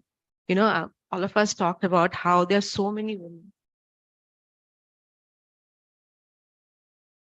Yeah, okay. Is it better now? Sorry, generally I'm also very quiet. All right, yeah. So yeah, I just wanted to thank everyone for giving me the opportunity to be here and hosting such an impactful program. I was just saying that before I get to the answer, where it's more pointed and more about Amazon, just want to take a moment to say one thing. I was earlier also, I mean, we are trying to do a video for Women's Day, and someone asked me that, which are the people that I would like to meet, dead or alive. But then I can never talk about like one woman. Like when we talk about all these unaccounted, unnamed women whose shoulders we stand on, right? I totally believe that I stand on innumerable women from then and the present. And I just want to use my voice and, these forums to be able to talk about them, to make my shoulders strong enough for those present and future generations of women to stand upon. I just want to like say that message here, that we are here on the Women's Day. Okay, all right, now I'll come to the question. I'll read out a little bit because I've got some numbers, right? Because it helps us look at things in perspective. So we have Amazon started an exports program, which is a flagship program where we help enable sellers from India and obviously from other countries to basically register on global marketplaces. We started this program in 2015 with 100 sellers. Today, we have over 100,000 sellers who are selling hundreds and thousands and millions of products across the length and breadth of our country. I can go on about the product, but I would like to tell a couple of stories, right, that will actually make it come much more live for you. I wanted to talk about one woman seller, and this is a story about them. It's not only about Amazon. It's not about Amazon, right? So we have a woman entrepreneur. Her name is Nupur Sahu. She founded this organization called Indo Tribe in Ahmedabad. She works very closely with a network of rural artisans to take their unique craft to international markets. And, most of our women artisans, they specialize in festive products like clay diyas, rangolis, puja thalis, and rakis, which are favorite among the Indian diaspora. In the last 3 years, Indo-Tribe products have been among the top sellers whenever we have like festive seasons, right? And one of the most significant, this doesn't define anyone, but it's significant, is that when Rishi Sunak, he became the first prime minister of Indian origin, he lighted Indo-Tribe diyas in London, so these are small things, but this helped. And I really wanted to call out this story, right? This lady started their journey with us, and we feel so proud that, these products, I was also thinking earlier, this small products built by these people with so much love and reaches to consumers across the globe. It's such a beautiful thing. And I'm so happy to be part of that. Yeah, so, e-commerce exports, that's why actually can bring that, right? Like if it's a B2B exports, it's also great, but then you only see that made in India in the tag of a cloth maybe, but when it's actually a B2C, you can actually see people use your product directly with your brand on it. So I think e-commerce exports build that part of it. Very beautiful story, and 3 cheers to the women power. And SDGs and Government of India are talking about reaching out to the last mile, the last person. I think in that respect, the role of e-commerce and the digitalization and the technology becomes extremely important. We heard the story of a unsung hero so far, and now I think I'll turn to somebody sitting with me who is an entrepreneur, a successful entrepreneur. With me is Miss Rupali Narang, who is a founder of Era India. And to tell you about Era India, this was founded in 2013, and it is the fastest growing medical apparel manufacturer in India, which specializes in making everyday hustle of healthcare professionals a comfortable routine. So I would like to welcome Ms. Rupali to this discussion, and would like to know from her what are the strengths women inherently have. As I said, I believe women are born entrepreneurs. So now she's an example of that. So what does she think are the strengths women inherently have that can be leveraged in better export opportunities? Madam. Hi, everyone. It's a privilege and a pleasure to be here. We're always talking about all the challenges we as women face in our journeys as an entrepreneur, especially in exports. But I think we need to acknowledge that we have certain strengths that can be harnessed to give us an edge. We all know exports is a very demanding and a very dynamic industry. Of course, your product's quality and its ability to address the right market is very important. But we also need to have certain qualities like very effective communication, um, ability to pay attention to details, and emotional intelligence. Of course, I'm not saying that these are exclusive to women, but of course, they, come to us more naturally. And these can be leveraged to help us get ahead in the export fields. Export relies heavily on communication because you're not really meeting the client that frequently. And women are excellent communicators. So we have a knack of building customer relationships and trust, which I think is invaluable in export market. Another thing that we all know is that you don't really get second chances in export. So you lose a client once because of quality, you won't really gain him back. So it's important that the quality control is extremely good and spot on. As women, we tend to pay more attention to detail, and the quality of being cautious, which can also be negative, can also prove to be extremely positive in a situation like this.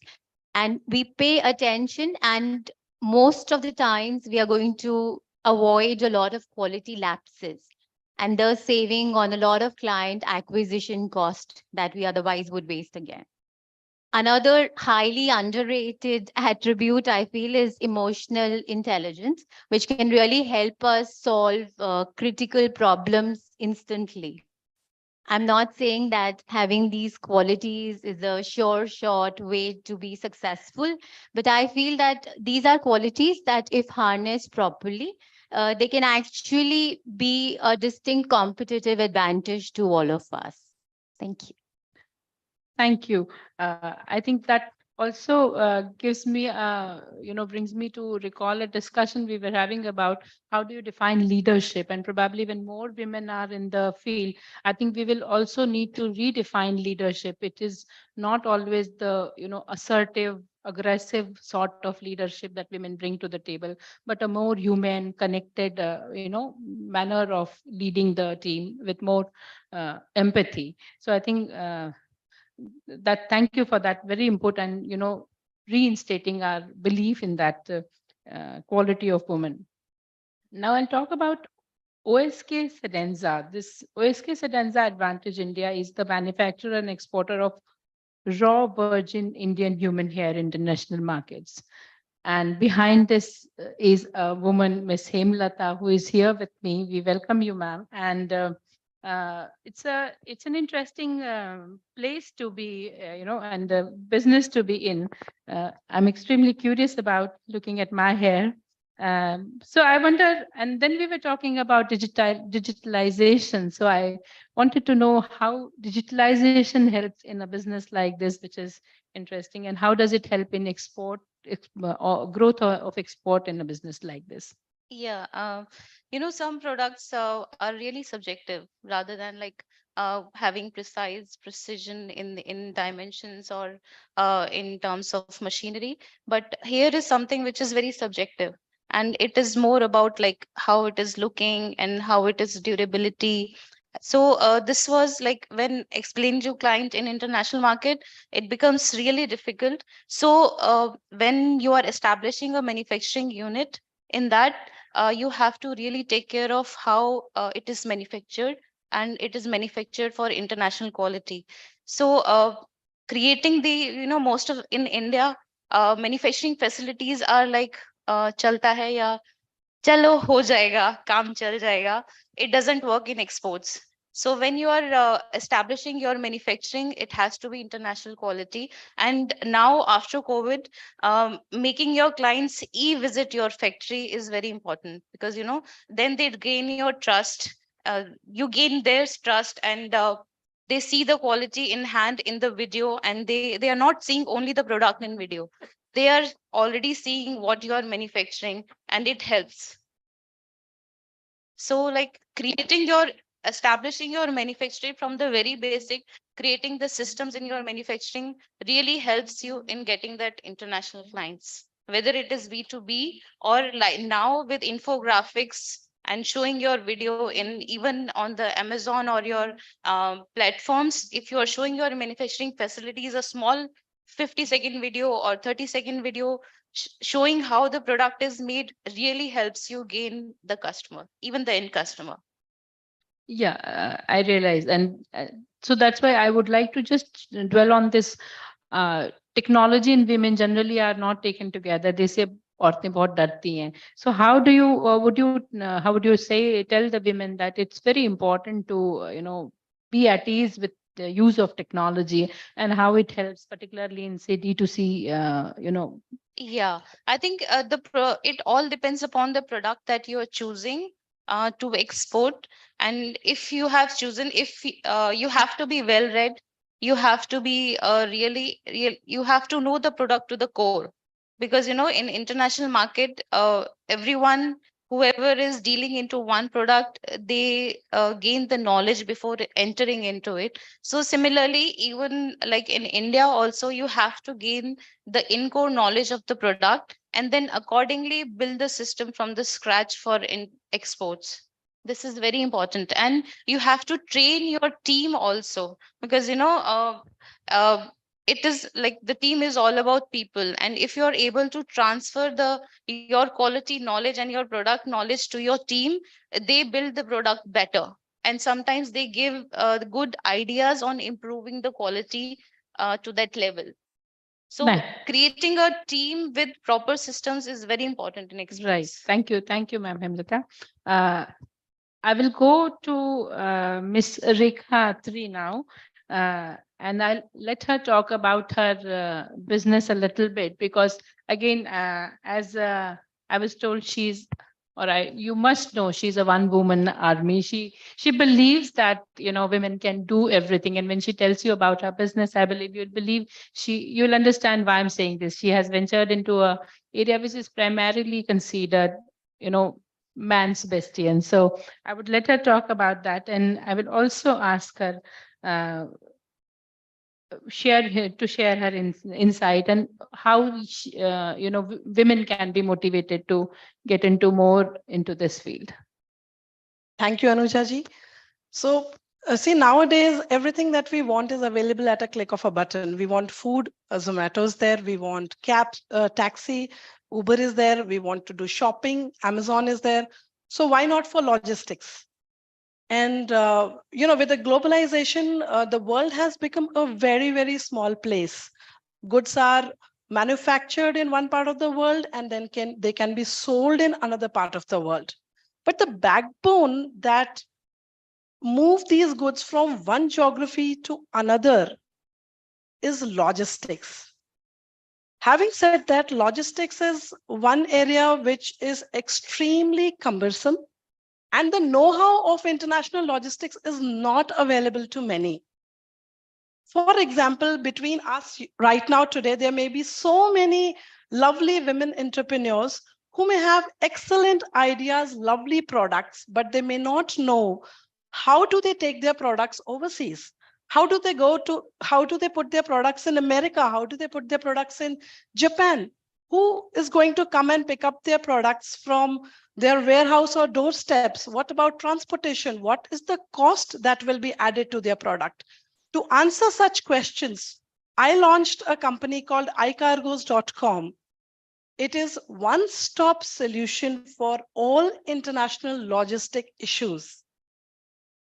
Exporters and importers can just log in, and the goods that they have at their home in their warehouses can be picked. Local transportation can be arranged. Custom clearance can be arranged in India. Compliances which are required to move goods out of the India can be assisted. We provide, a freight through air, freight through sea. We also provide consultation where entrepreneurs can be guided, in which scenarios they should opt for air freight, in which scenarios they should opt for sea freight, and then custom clearance in destination country in, say, Japan or America, wherever the target country is, that is also provided. So one-stop solution for all logistic issues. And, if a exporter choose a digital forwarder over a traditional forwarder, then they also can take advantages of things like scalability, things like transparency. Everything is available on a click of a button. You open a web page, you can see all the rates, like Make My Trip, how we can just go and decide, I want to take a cheaper flight. It's okay if there is a hop in between. Similarly, for your logistics also, you can go on a website and see that if cost is an issue, take a longer route. If timing is an issue, take an air flight. And one of the most important features, I think, that gives a comfort to the importers and exporters is you will be able to track your cargo. So if the goods are sent to US, 45 days of sailing happens, and the exporters and importers become really jittery because they don't know where the goods are. On our website, the exporters can track their shipments real time and can just focus on their core activities. So what we deliver is peace of mind. We focus on the logistics, and we let the importers and exporters focus on their core activities. Thank you, and wish you all the best for the iCargos. I'll move to another, venturist into something which is again very professional and something which we need. Madam Kanta initially talked about the people should know about the regulatory ecosystem and the legal provisions, the intellectual property regimes, and all this is something that needs a formal training. And women entrepreneurs, as they are coming into the arena, they need to know all these things. So we have with us Ms. Shivrati Bajaj, who is a co-founder and managing director of RSD Bajaj Global Law Firm. So my question to you would be, Madam, that how do you, what are the aspects that people and the client you think should have, should know to know a better legal and brand building for their business? What aspects do they need to know to have a better understanding of these issues, which appear very, complicated to most of them? Thank you, ma'am. It's a pleasure to be a part of this very esteemed panel, and greetings to everyone at the panel. And, I'm glad that, this question comes to me at the tail end of this panel, because for whatever we've been hearing from as gist from all the esteemed panelists here, is that you, as a summary, it is we are approaching, if we see very closely, to building our own businesses and our own brands, right? And for the organization that we are here is the small, medium, and micro and medium businesses, is actually what is forming the backbone of what we are calling the Atmanirbhar Bharat mission. So it is a very large picture that we all are a part of. And brand building comes to be at the core of everything Atmanirbhar Bharat. Because I personally, we advise a lot of clients from Amazon, ONDC, etc. All these platforms, startups, and of course they are led by women, and women are very smart about at least the paperwork. Once there are very small nuances that need to be taken care of, if I have to put it in a 3-point system for everybody to understand, that once you are starting your business, so first you need to look at is that how are you starting your company? As a sole proprietor, LLP, or how do you want to incorporate it basically? That having said that, one needs to move on to protecting your intellectual property rights, because all the work that goes into the value chain system has a great part in the trademark. I very, I jokingly like to call it the cheapest and the most expensive right. Yeah, because it is not that expensive to, obtain. I'm happy to advise all the wonderful women sitting here after the panel. It is very easy and cheap to get. I'll be very frank, but it turns out to be a very expensive right in the longer run. Because as the name gives away, intellectual property rights, it is an intangible form of property that you own in your name or your company's name. I mean, platforms like ONDC, Amazon, etc., they in fact require your trademarks to a great degree to, perpetuate the sales and get you online. And then there are other aspects like your patents, if you're into innovations, which is again forming a very huge backbone of the information age. And then there is your geographical indications, which the government is also backing majorly in terms of getting your GI tags, because there are a lot of local artisans, local artwork that is being done across India. Like ma'am spoke about the sellers working from remote areas. Some of them are actually working on, say, Madhubani paintings, which are a GI tag, your Bikaner Bhujia, your Banarsi saris. All these are GI tags. All these need to be looked into, and if such protections can be obtained, they have a different value proposition within itself over and above what you're making as a business. So these are the things that I feel add a lot of value. I will not stretch it much because there's a lot into it, but happy to chat offline. Yeah. Thank you, Shivrati ji. And yes, rights is something that we must be more than more aware of as a women. To sum up, before I go to the representative from MEA, I'll just sum up that I think for the government of India is also the concerted effort is about, bringing all these. We have talked about a lot of aspects of, women, empowering women in the entrepreneurship, be it, funding, be it regulatory mechanism, be it access to technology, and Ministry of MSME is part of this entire endeavor when with a special focus on women. We are trying to, create this ecosystem where you have access to affordable credit, you have access to technology, skilling, upskilling, and including the, issues like branding your business, bringing it on the international market, promoting it there, giving you access to international markets. So I think I'll not go into details about this, but invite Mr. Mohammad Noor Rahman Sheikh, Joint Secretary, Ministry of External Affairs. He looks after the economic diplomacy there. So what would you be telling us about the efforts government is making to provide access to international market, particularly to women entrepreneurs? Thank you, Anuja. Thank you to the organizers and MSME and all the entrepreneurs, women entrepreneurs, for such a, I would say, vibrant program. And I am very impressed with the interventions made by the esteemed panelists now. In fact, as we all are aware, from the government's perspective, there's always a lot of emphasis to bring in the woman into the mainstreaming. In fact, I remember 2 years before, when COVID was at its peak, we had this Pravasi Bharatiya Divas, the Indian Diaspora's conference, which is held biannually. But 2020-21, it was held on a virtual format.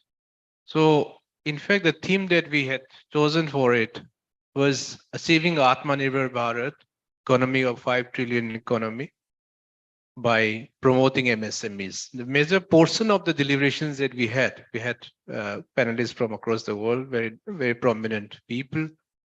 And the focus of it was actually on how we could promote women entrepreneurs and make them, kind of mainstream into the whole process.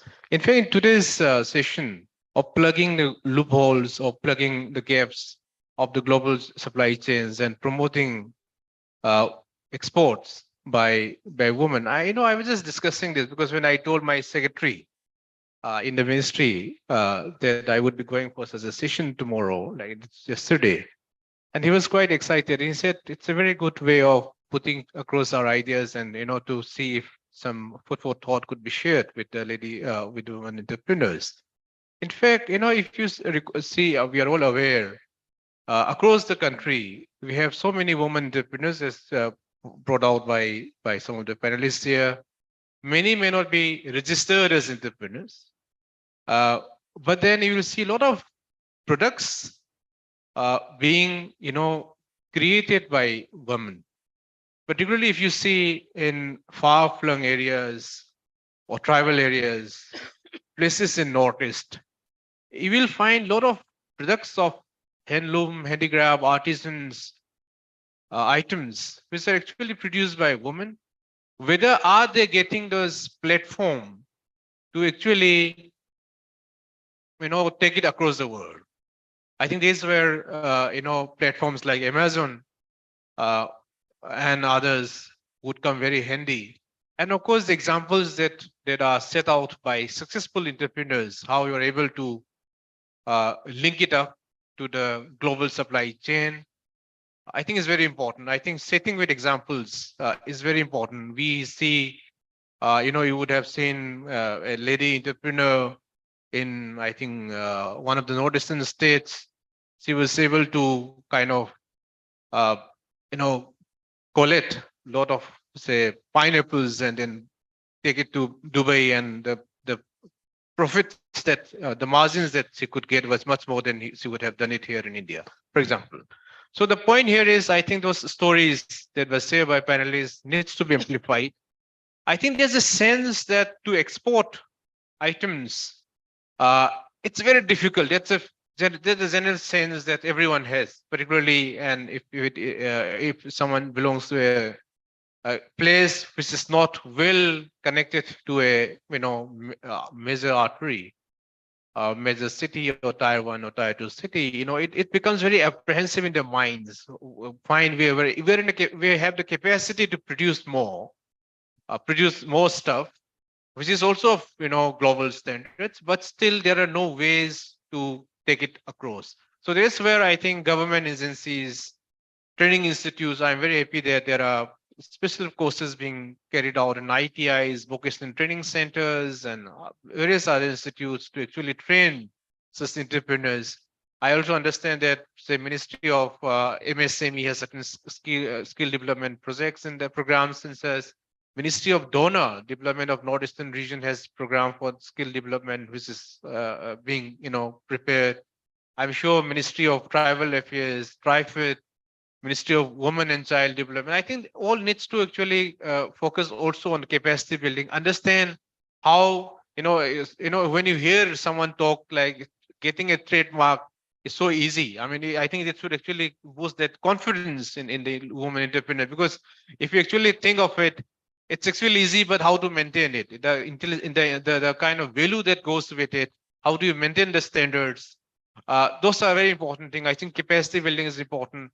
From the MES perspective, we are very proactively pursuing various steps to ensure that promotion of our goods in terms of exports to various destinations are promoted. For example, the one district, one product scheme, a lot of focus is there. There's this tribal products which are again given a lot of focus. We have this year, 2023, as International Year of Millets. We see there are a lot of startups, millet-based companies are there. I'm sure a lot of women entrepreneurs can take advantage of this. So wherever possible, we all our embassies and consulates, high commissions around the world are already advised to give support as far as possible. I mean, at the best possible level to getting our products exported. And when it comes to the women entrepreneurs, I think there's always a sense of urgency, a sense of that seriousness to provide that assistance, so that the things that you plan to add to this the Atmanirbharta of the country, to see a vision 2047 of India being a developed country, of having a global supply, India becoming a very important part of the global supply chain. Those needs those can be kind of achieved. So I just want to kind of reiterate that MEA, through all its embassies, high commissions, consulates, are all there to assist in any way possible, to connecting with the stakeholders across the globe, I would say, through maybe business, B2B, BSM, B2Z, whatever format of interactions, or whenever you want to whenever you plan a visit to any place, you require any assistance from our missions abroad, you should not hesitate to reach out to them. I mean, you can always reach out through the ministry, if you wish. I mean, Economic Diplomacy Division and MEA plays that role of coordinating with all the business chambers or bodies or businesses with our missions abroad, or our missions abroad are also directly have been advised to be of great help to all of you. So basically my sense here was to kind of say that there are scopes available. We are there to provide all kind of assistance, and government is quite concerned, quite serious to see that our women is able to do as much as possible in this growth trajectory. And we all heard about SDG 5, having gender equality, women empowerment. We have all this Atmanirbharta vision. So there's the role that you play. We all, the government of India certainly appreciates it, and we are there to partner with all of you to take it forward. Thank you very much. Thank you, Mr. Sheikh. And it's heartening to know. Excuse me. I would like to add in this, like as Sir rightly said, whenever you are looking for exports, I think MEA helps a lot. Because whenever in the starting of exports, you target a market, and if you're targeting a country, always get in touch with MEA there. Missions abroad help you a lot in getting the verification of the companies whom you're going to deal with in international market. So the authenticity of that company or the prospect or the client, missions abroad help you a lot. So whichever territory you are approaching, MEA always, like in the starting of the business only, you should approach MEAs. It will give you a very good insight about the market also. That's what I wanted to add. Thank you. Thank you. I think there cannot be a bigger, vindication of your efforts. So thank you very much for that. I see one hand. I just wanted to ask one question to Kantaji, and then I'll come to you. We were talking about, when we talk about gender segregation of market, having worked in the government for so long and having looked at the labor market also, I realized that the gender-based segregations of market has created one of the biggest job, market distortions. It has created hierarchies, it has created entry barriers.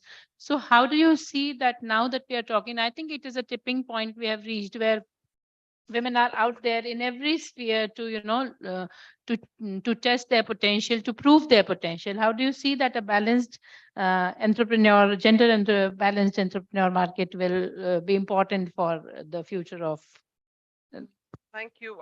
So two things that I also mentioned in the beginning. One is the leadership of women. When you talk about global value chains, women are just not, they're not doing just one thing. They're not just entrepreneurs. They're also workers. They're also a part of the supply chain. So we need to start thinking of women as an ecosystem, and how do we then create an enabling ecosystem for women, and for which we need leadership of women. So one, definitely women who have started their business, and I keep meeting many of them who are remarkable. I don't think a man can think like that for two reasons. One is that we never think of destabilizing something else to promote ourselves. We are talking about a very very friendly system. So that's one thing which is different from between men and women. Secondly, we are not trying to destruct anything. We are talking about construction here. So those two things, if we keep in mind, I think women have a lot to contribute. And in recent past, you must have seen how COVID and also the Russia-Ukraine war has resulted into a differential impact, and the worst one, on women's lives. When women are part of the supply chain or global value chain, their income increases by 6%, right? Because they are into safety net. There are more stable jobs. But because of these two reasons, women were the worst affected. So let's look at women as part of the total economy and not just put them in segregation. Let's start assuming leadership. Let's start asking for and fighting for a seat on the table. And the last thing is that there is a huge potential out here, which countries and the world is not realizing the value that we bring in the world economy and the growth. So I think we should continue talking about it wherever we are. Thank you. Thank you, thank you. So we should only destruct the barriers that we have built up around ourselves. Otherwise, we are constructive people. I saw a hand over there. Please introduce yourself and ask your question. Can we get a mic for the lady? If there's none, we can get one from here.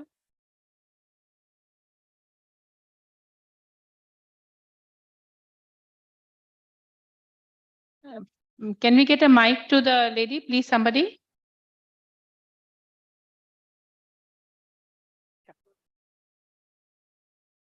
Good afternoon, and my question is to Sir. Well, we are all talking about exports. My name is Nina Sahani. And when we say exports, that's all international. Sitting here, we are talking about exports. Do we ever get an exposure, or will MSME be holding any exhibitions internationally? Like, I'm into garments, and if I have to go for an exhibition, I have to register myself with AEPC. That's another organization. So will there be a chance that we see MSME participating, taking the women's around here to international places and showing our product and showcasing things? Will there be an opportunity, or we have to go some other organization, get ourselves registered over there, and then take it up from there? Uh, I'll not go into the details of, because my colleagues handle the schemes there, but the Ministry of MSME is working on promoting, entrepreneurship for the first time entrepreneurs, exporters, as well as in the, giving exposure to Indian and entrepreneurs in the international market, just like we do so we have for the domestic markets. So there are, the details are available on the website also. We have both these schemes are out there, and I think if you visit our website and if you contact in the ministry, I think we will be able to help you on those issues. Thank you. Yeah. I just wanted to inform one thing. We have been talking about unregistered women entrepreneurs and MSMEs, because the MSMEs, the question came up. Many of you might be aware, but I would like to know that Udyam portal has been started by Ministry of MSME in July 2020, where every MSME can register themselves. And this Udyam registration number is the gateway to most of the schemes that ministry is running for the MSME sector, micro and entrepreneur. And so this Udyam registration is happening right out there. We have a Udyam registration camp set in outside. So all of you who are interested, who still do not have an Udyam registration number, please register yourself on the Udyam portal, and that will unleash a lot of opportunities for you to participate in various schemes of ministry, which include special focus on women entrepreneurs also. So that was one thing I said. We have a question over there. A very good afternoon to everyone. Will you just wait? Mr. Rahman Sheikh wanted to add something. It will be unjust if I don't respond to her, because he wanted, he would direct a question to me. It's a very good thing, because my colleague from MSME has already clarified that the registration process and things like that. But see, nevertheless, you're always free to reach out to our missions with a particular product line that you have. You see, and then if you, if you generally send out to MEA and say that, you have this particular product, you would have some target countries, I'm sure, for your export, based on your whatever thing.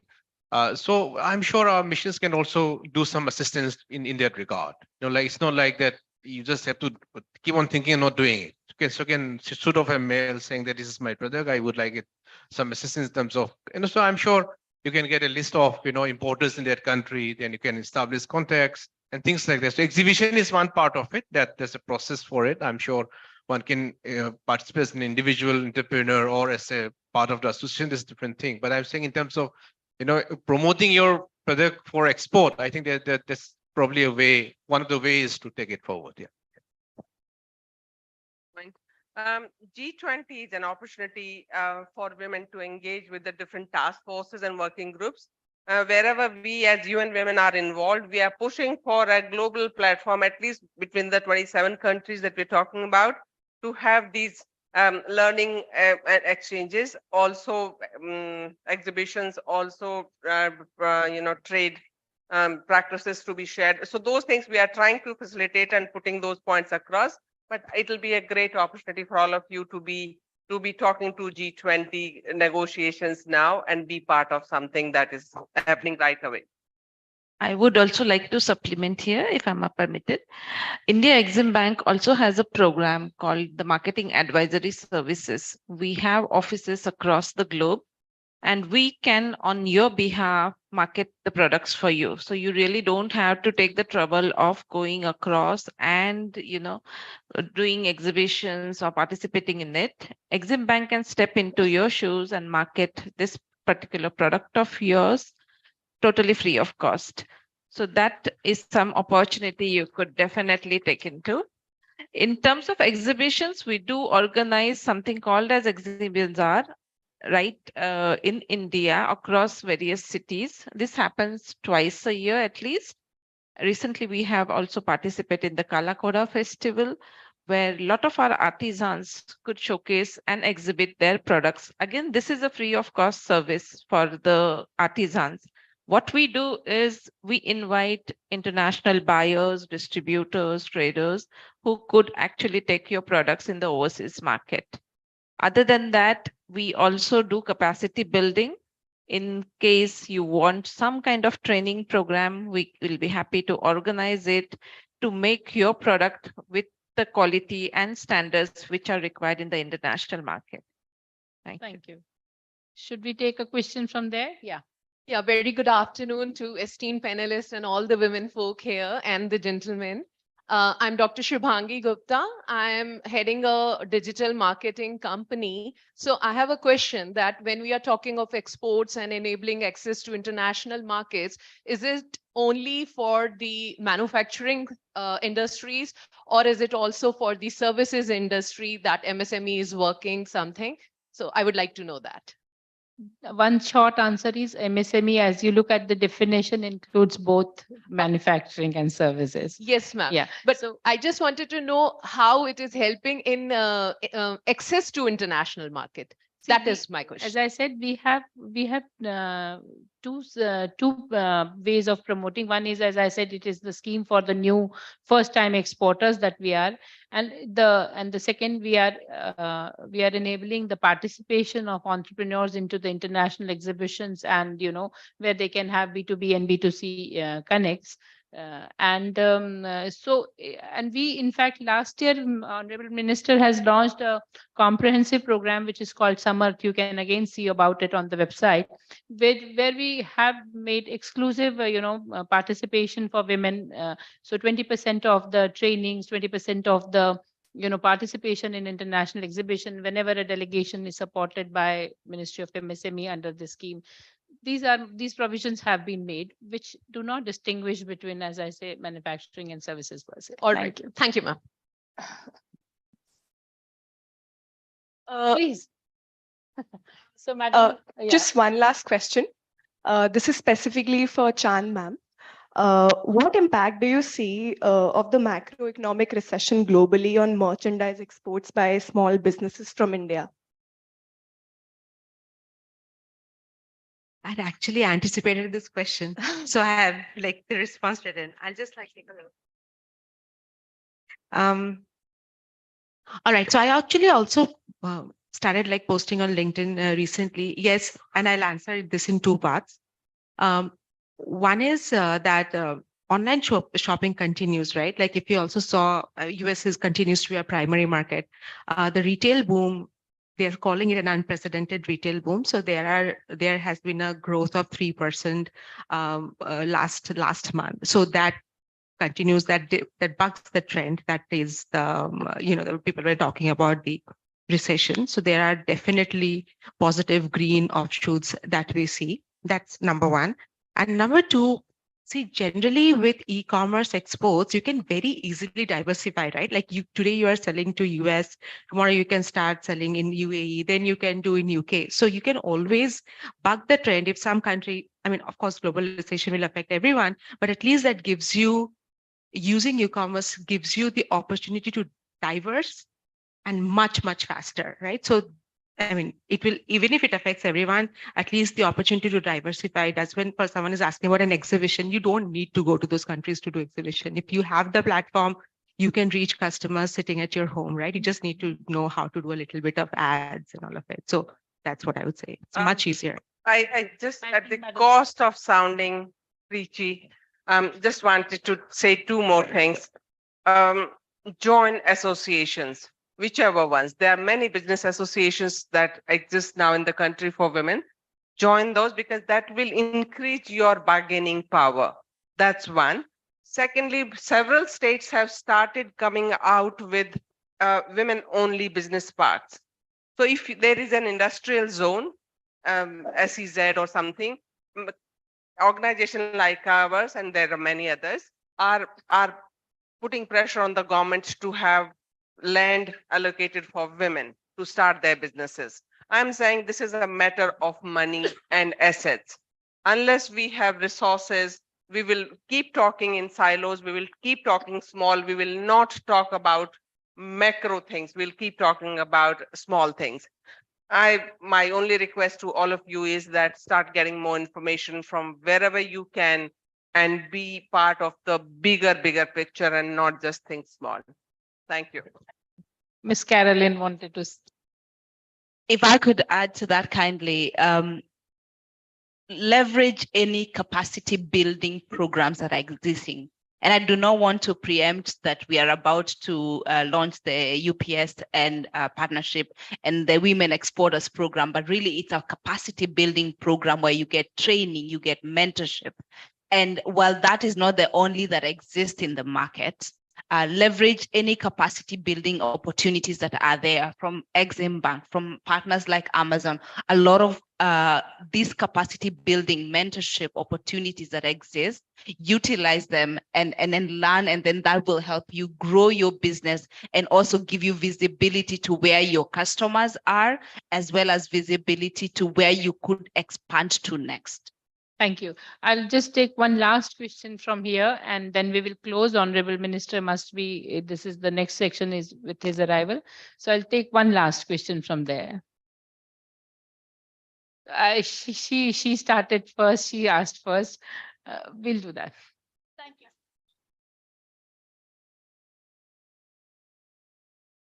Good afternoon, everyone. First of all, I would like to speak in Hindi. Sorry. बिल्कुल अच्छा है. नमस्ते सबको और बहुत बहुत धन्यवाद ये शक्ति नेशनल इवेंट ऑर्गेनाइज करने के लिए. It's very overwhelmed feeling for as a women entrepreneur. I would also like to say all ladies, please clap for us. Please, no matter we are doing low, high, we are going to the sky. Okay. I would like to ask one question that I have started my company of export just 2 years before. And I just got an order from a client from Saudi Arabia. And I just, placed this order in India only to the manufacturer.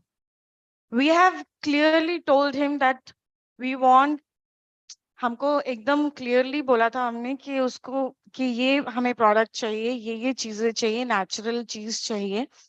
But he was, I don't know क्या हुआ, उन्होंने गलत product दिया हमको. तो उसके बारे में हमने हर जगह complain किया, like, as you guys saying कि quality is the main thing. International जब कोई भी product जा रहा है तो उसकी quality भी international होनी चाहिए. इंडिया में तो आप कुछ भी चला लोगे, ऐसे वैसे कुछ भी चलता है. क्वालिटी आई थिंक उतना मैडम सवाल पे आएंगी, सवाल पूछेंगे. सवाल ये है कि दैट अगर ऐसा कोई चीट होता है विद द वुमेन एंटरप्रेन्योर तो उस पे क्या हमें कुछ क्या मिल सकता है, like how can we get a help from MSME or from the Indian government? I would like to know. Sorry, I was a bit confused also. This is my first time I'm asking this question. Yeah, I'll ask Shiprati to respond to this, please. Yeah, actually, your question is very gender neutral. Male or female, anybody who's cheated in business needs a legal recourse. So probably you need to first get into जो आपने contract किया होगा उनके साथ, वो contract में quality का mention होगा, उसके basis पे you need to get into the legal aspect. Get a legal lawyer to advise you. या आई थिंक यहाँ पर ये चीज बहुत इम्पोर्टेंट है कि हम सारी चीजें जेंडर के एंगल से नहीं देख सकते you know you there are things which are gender specific there are things which are not so when we compete in the market being there as a gender neutral entrepreneur is the first and the foremost thing. We don't start as a woman entrepreneur. I remember there was my senior who was once said that you are a lady officer. She said, no, I joined as officer. I never joined as lady officer. Well So I said, believe well when we said. join a field, Yeah. you start as a woman, as a human, and then you. So we will close here. Honorable Minister must be arriving. Thank you very much to all my panelists for a very energizing discussion and equally energizing participation. Let's clap for ourselves. Thank you. Thank you so much, everyone. It was a wonderful session. And I would request Anuja ma'am to kindly give away the token of appreciation to all the panelists.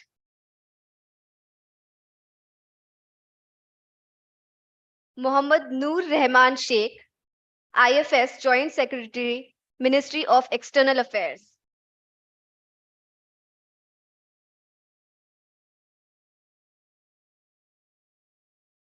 Ms. Kanta Singh, Deputy Country Representative, UN Women India.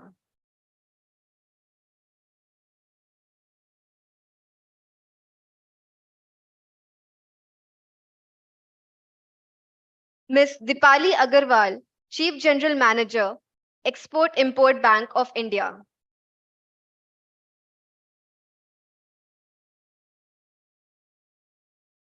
Ms. Caroline Kianga, Social Impact Strategist and Champion of Women Empowerment Initiatives.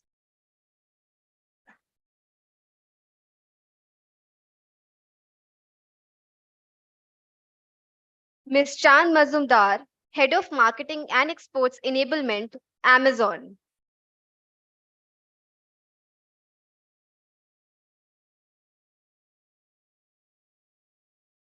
Ms. Rupali Narang, Founder, ERA India.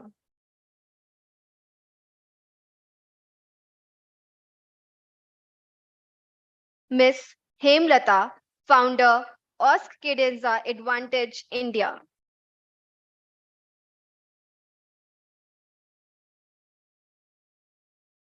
Ms. Rekha Atri, Co-Founder and CEO at icargos.com.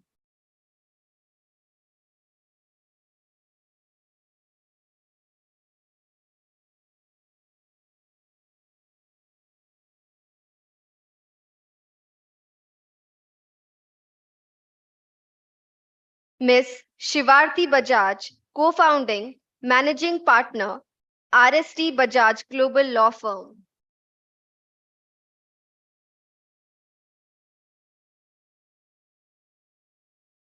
Now, I would request Ms. Christina Struller, VP Corporate Affairs UPS, to kindly give away the token of appreciation to our kind moderator, Ms. Anuja Bapat, Deputy Director General, Office of DC MSME.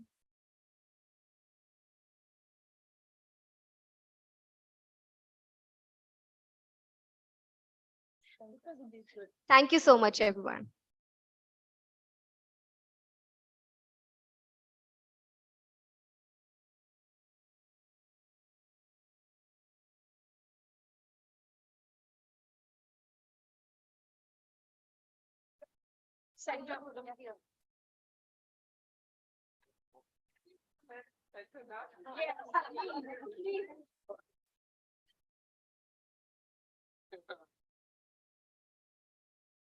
So that was a fantastic panel. While we are clicking pictures, let me inform that our chief guest, Honorable Minister of MSME, is on his way and is expected any moment. But keeping our time schedule in mind, we are going to start with the plenary and inaugural. And as we have our chief guest and guest of honor, when they enter the premises, we will directly invite them on the dais. So may I invite? Will you please replace the name tags immediately? Just allow us 30 seconds, please.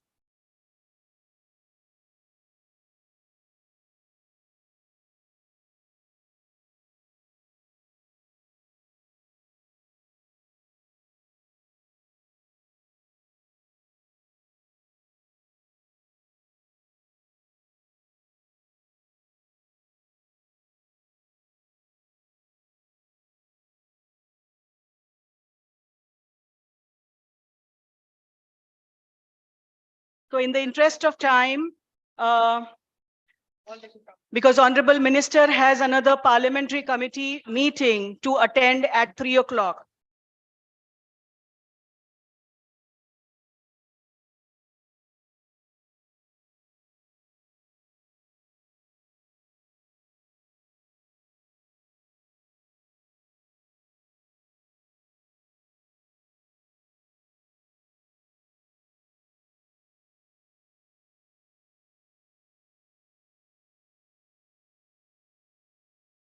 So may I take the pleasure of inviting Srimati Mercy Ipao, Joint Secretary, SME, Ministry of MSME, to kindly come on the dais. To join her, may I invite Dr. Juneja, Vice Chairman, India SME Forum, to please come on the dais. Shri Vinod Kumar, President, India SME Forum, to please join us on the dais.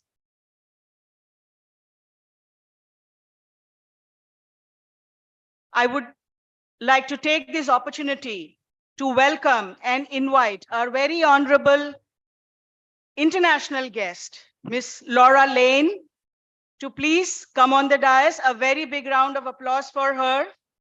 Laura Lane is the Executive Vice President and Chief Corporate Affairs and Sustainability Officer. In this role, she oversees public policy and government affairs, communications, sustainability, community relations, and the UPS Foundation, and is a member of UPS's executive leadership team, reporting to CEO Carol Tomei. In her government career, Laura served as a trade negotiator in the Office of US Trade Representative in the negotiation of China's entry to the World Trade Organization, the WTO Financial Services Agreement, and the WTO Basic Telecommunications Agreement.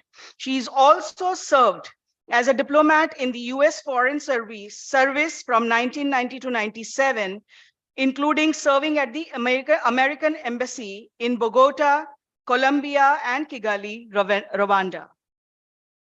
She is one of 3 US government-appointed business representatives serving on the Asia Pacific Economic Cooperation and Business Advisory Council. Welcome, Laura.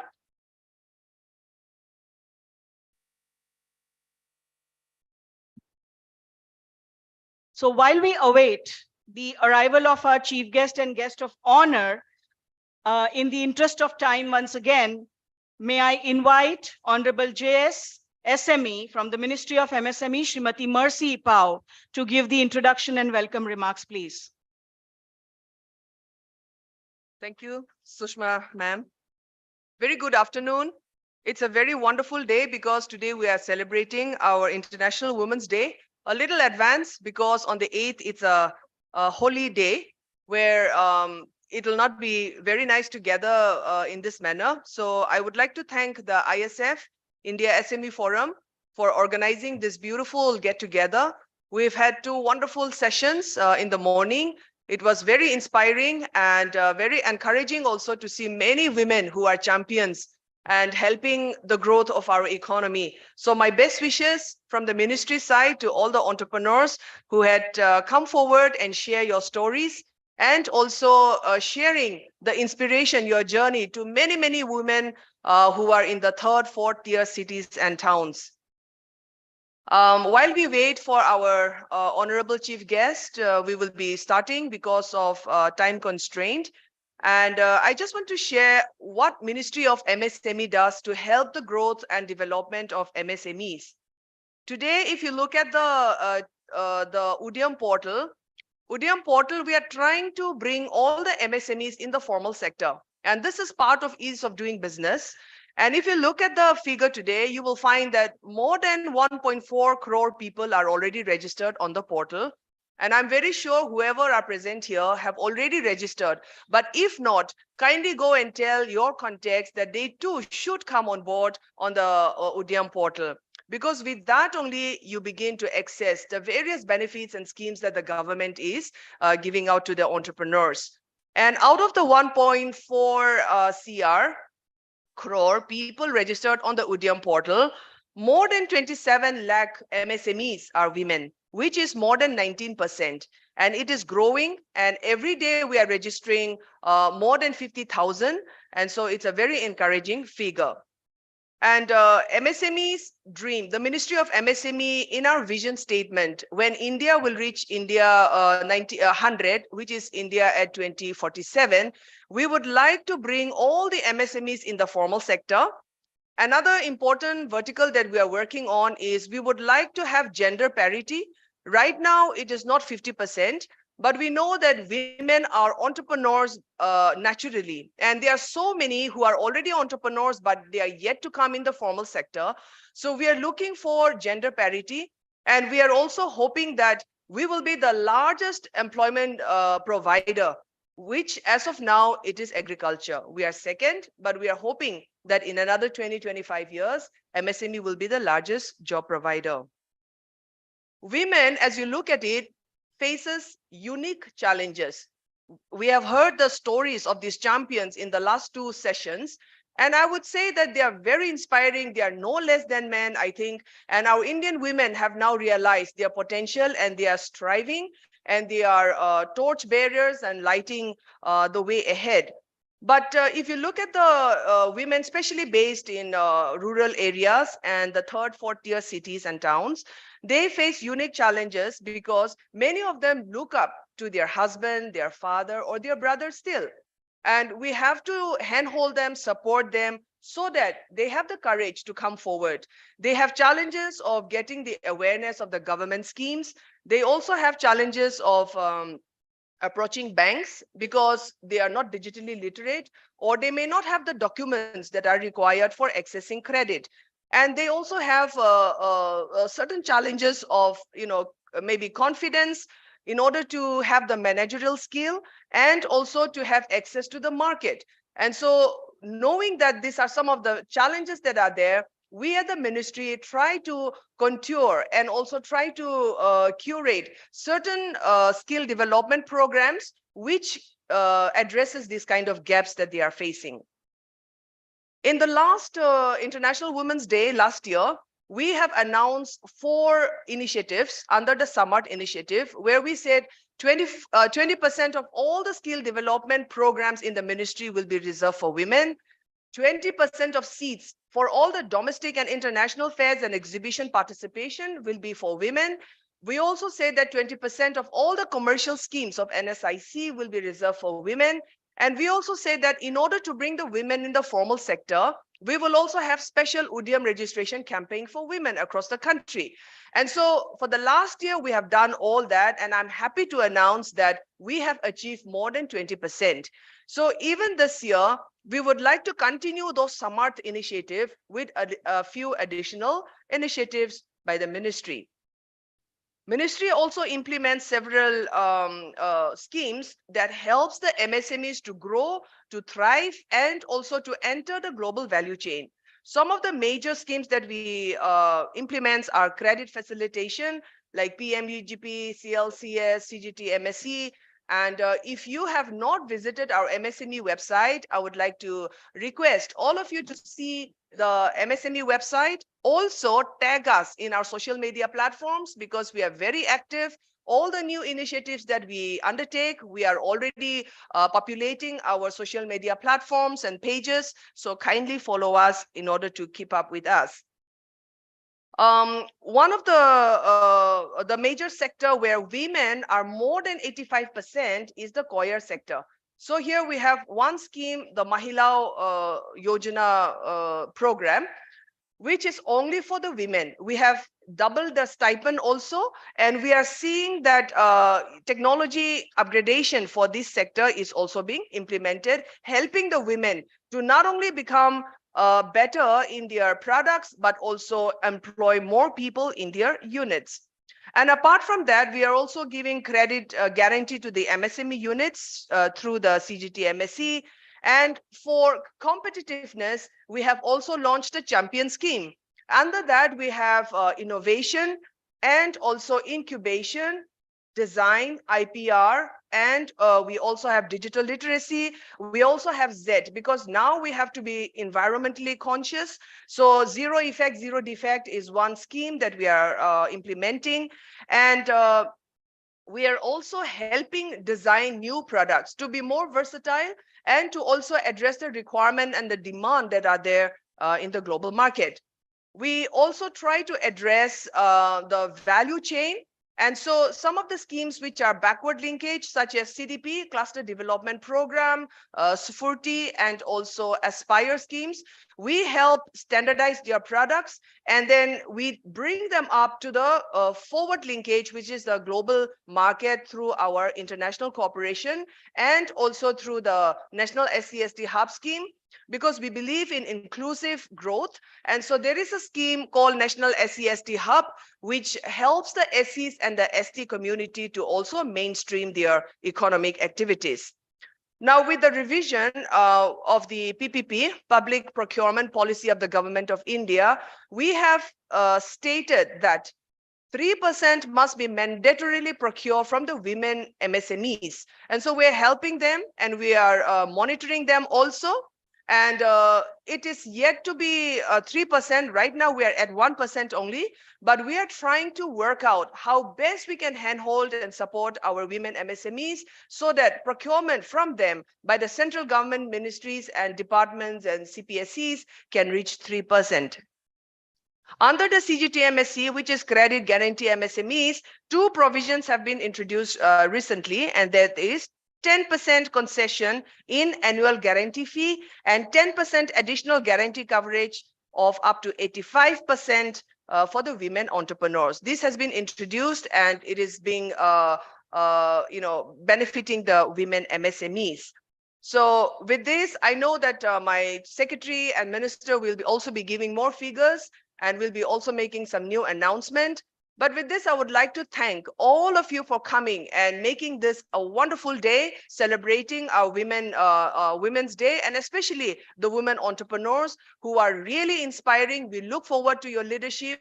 We look forward to many, many more success stories in the coming years. And we hope that India will look up to many of you who are champions already sitting here and participating with us. Thank you, and Jai Hind.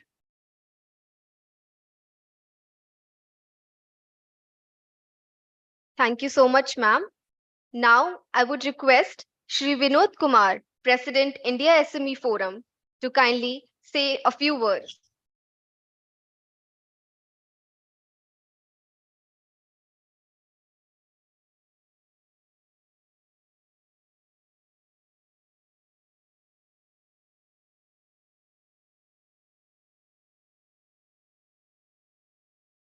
This is the first time in the 8 years of Women Entrepreneur Forum that and the Empowering Women initiative that I decided not to be the moderator or the speaker in any of the sessions. And from the bottom of my heart, I want to thank all the women that came up here and talked, and all the people that moderated. It was really lovely. So all of you have grown. You don't need a man anymore to tell you what and ask you questions. So thank you very much for that. I think Sushmaji was here. I don't know where she's gone. She's been pushing me. No, no, you have to be there. Otherwise, it doesn't get, we don't get the charm of, listening to women unless you are there. And I said, no, this year I'm going to ensure that I'll not speak and I'll let everybody else do the talking. So I'm going to be short and sweet. Way back in 2014, when India SME Forum started this initiative of looking at women that can be supported to form their own enterprises, we never thought it would be such a difficult task. Now, by that, I don't mean women are difficult to handle. What I mean is, all of you so busy in your own lives that entrepreneurship is another planet altogether. But for some of you, that entrepreneurship is the lifeline for your family, is the livelihood, is the hope for the future, and so many other things. Most of you know exactly what I'm talking about. In these few years, we've had 9,000 women join the Women Entrepreneur Forum, and it has been an experience of sorts. I mean, Sushma ji would most probably remember each and every story about every woman by heart. I don't. I know some of the stories that I talk to that I feel need my support. I need to intervene. But the fact remains that today, under the aegis of the Ministry of MSME, the Udyam registration that most of you are already registered, numbers for women who have enrolled is 18 lakhs plus. But what came, yes, you need to give yourself a clap for that. Thank you very much. Because it has taken us hell lot of trouble to get all of you registered and push you that please do it. But the fact remains that, now the ministry sees you as a potent community, which has certain specific needs, which has certain specific requirements, and they are working very, very hard to fulfill those. One of the things that we figured out some time back was that of all the women that were in enterprise, very few actually were exporting or looking at an export market. I can see some faces today of people that are exporting, and they've had varied, really good successes. So some of them have already talked about it. Some of them, hopefully, we will come to know about in the future. Also, once we have the award session and all that, so I hope there will be discussion or talk about that. But the fact was that we requested the Ministry of MSME to work on an export enablement program, and it came as a godsend with Mercy ma'am, who took this up, and we had the Honorable Prime Minister launch the capacity building program for first-time exporters, which primarily is aimed at women in the sense of making you exporters. We also had another program that we've pushed at the ministry, and they've been gracious enough to take it forward, which is the Global Market Intelligence System. So all of us get to know where are the opportunities, how do we do it, what do we do, and so on. Everybody should come to know normally. Why should this information be only for a few? Now, both these steps forward needed another, I would say, push, in the sense that we have women. We have a program from the ministry which supports, which will look at, making it easier for you to export. At the same time, how are we going to showcase case studies? How are we going to enable you? How are we going to make you understand quality standards required, packaging required, the logistics requirement, the packaging? So we decided to approach UPS. UPS have been our supporters for very long, and they very graciously accepted. And you can see Laura here today. There's a reason she came all the way from the US. She said, I want to see the smiles on the faces of these women who are actually going to be part of this program, and that we will enable. So thank you very much, Laura, for that. Now, let me tell you about the program. I mean, most of you know our style of training and our style of reaching out to women and, supporting women and all that. But let me tell you, the program is going to ensure that you get into the export market. There's no two ways about it. फिर हमको मार दाड़ के करना पड़े या कान पकड़ के करना पड़े, करवाएंगे सबसे. That is very, very sure. This couple of lines I just took off in Hindi.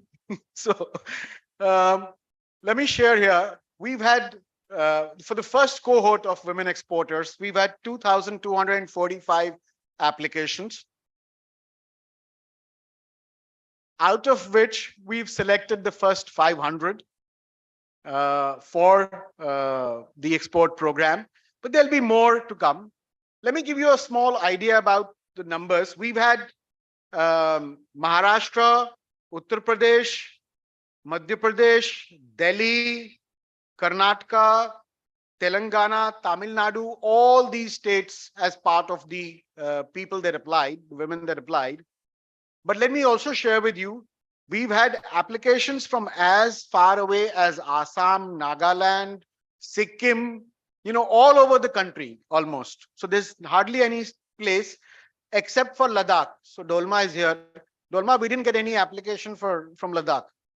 So hopefully next year, when people look at your story, they are going to come forward and say, we want to be exporters.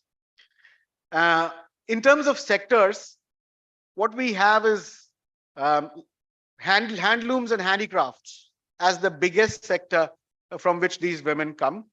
We've had gems and jewelry. We have home decor, lifestyle and accessories, textiles and garments as the major sectors from which all these women that have been selected come from. And let me ensure you, all of those that are going to get on to this ride with us for the program, we will leave no stone unturned to ensure that you get whatever the government has to offer and whatever we have to offer as a 12-year-old institution, which is committed to the cause of empowering women for entrepreneurship. With that, thank you very much for being here today. God bless.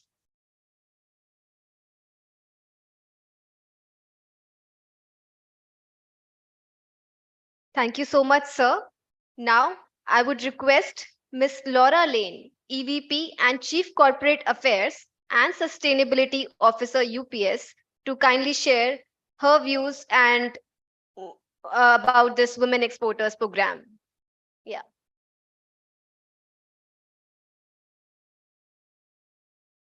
So what an amazing room to look at. I look at all the incredible women and I am inspired. I think about us as women, we are bringers of life. And when I see the life in this room, it's extraordinary. Oh, we have the ministers coming. Okay.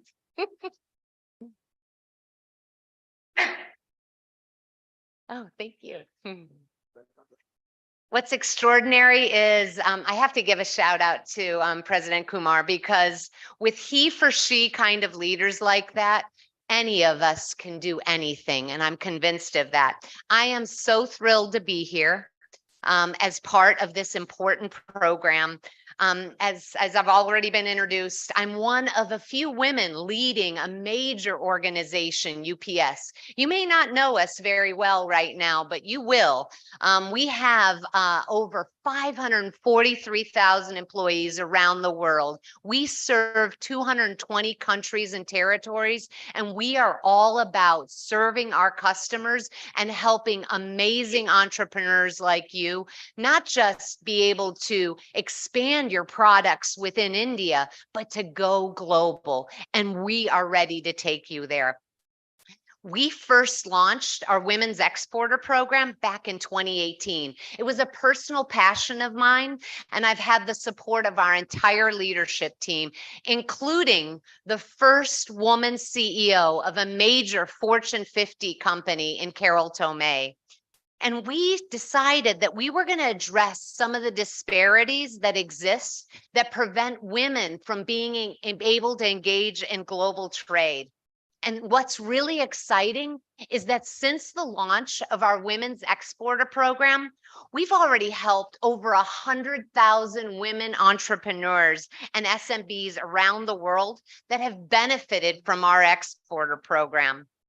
And last month, I'm so excited about the fact that we launched the opening here in India for the export ready women owned businesses to be able to participate in this women's exporter program with us. It's an incredible 3-month experience in which, like has already been said, we've had over 2,000 applications for 500 women to be able to participate.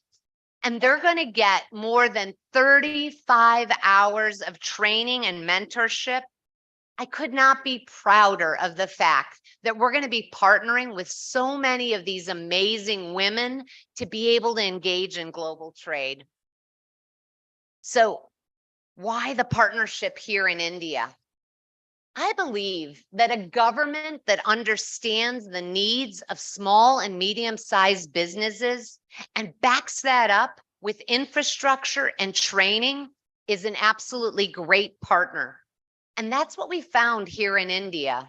We found great partnerships with incredible ministers and governments that are committed to helping all of you be able to engage in global trade. And we see that that partnership is what's going to be critical for us to be able to address some of the barriers that you all face in being able to export. Because you know why? We know that when women thrive, humanity thrives. When you support a women-owned business, right? When you support a women-owned business, you help a woman be able to support her family. You help that family be able to grow in a community, and strong communities with strong women that are empowered create great nations. And this is a great country in India, and it has some of the most amazing women that if they are lifted up and allowed to be a part of the economic power that India represents, this country is unstoppable. So I know, and that's why I'm so excited to be here, because the evidence is clear about the benefits. When women are given the training and the access to education and the digital tools to be able to engage in global commerce, the sky's the limit. India has already proven this and proven itself to be a leader in financial inclusion. In fact, the numbers are pretty impressive. India has been able to close the financial inclusion gender gap by almost 14 percentage points. And that's powerful, because if you put in the hands of women the ability to access that capital and those financial tools, you empower them to do so much more. But it isn't just with access to financial services that you can go global. You need to have that training and that ability to understand the rules of global trade to be able to engage in a global economy. And that's why we're excited about our women's exporter program, because we're going to empower you with just those tools and that training. But there's so much more work that needs to be done. I mean, if you understand what we've all been through the pandemic, access to those digital tools is critically important. And I'm so excited to see the work that the government has put in place to really allow women entrepreneurs to be able to use those digital tools, to be able to use the internet to reach more customers, to be able to use the internet to be able to engage in trade, and to use the internet to find more customers around the world. We have to ensure that those barriers to digital access are lowered so that women not only have the financial tools, but and the digital tools to be able to engage in trade. And I know that India is very focused on addressing those. That's why we are so committed to making sure that in every aspect of our business, as well as our advocacy with governments, that they take gender into account. Because a lot of policies have been crafted and they don't understand the differences between how men engage in trade and how women engage in trade. And so in many ways, we need to change that. We need to act, not yesterday, not tomorrow, but today. Today is the time for action. And this women's exporter program, with all of the partners here in India, is going to help us break down those barriers that prevent women from engaging in the global economy. Specifically, we've got to not just create the capacity building among all of you, we have to create the opportunities for market access, and we have to improve the regulatory environment. And what that looks like is providing the tools and training that women entrepreneurs need, helping them identify the market access for their incredible products, and supporting their participation in global trade through advocacy, not just at governmental levels within India, but around the world, which is why it's so exciting that India is serving as the chair for the G20, because through that G20 advocacy effort, I think we're going to be able to break down more barriers. So you may be wondering, why has UPS prioritized this initiative? And I'll tell you, it's a fundamental reason. It's not just because we have a woman leading our company. It's not just because we have women across our leadership ranks, including me serving on the executive leadership team of our great company. But it's because we know that when you support diversity, equity, and inclusion, you unleash so many possibilities for growth and opportunity for all. And I'll share with you, it's not just the right thing to do to empower women. It's a great business decision because we know we are tapping into so much unlocked potential that exists here in India, but also around the world. And so I will say again, we know at UPS that when women thrive, humanity thrives. And we are committed to putting our resources, our talent, our training, and support for the programs like our women's exporter programs so that all of you can be part of the success, not just for your families, not just for your communities, but for a greater India. And I would argue ultimately for a stronger and more prosperous world. So count on UPS to be a partner with all of you, because our purpose is to move our world forward by delivering what matters.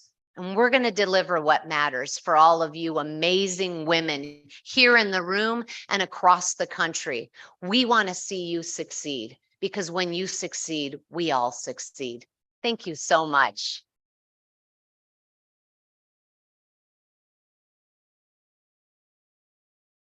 Thank you very much, Laura. I would like to take this opportunity to welcome our chief guest, Honorable Minister for MSME, Shri Narayan Rane. A big round of applause for him. And our guest of honor, Minister of State, Shri Bhanu Pratap Singh Verma,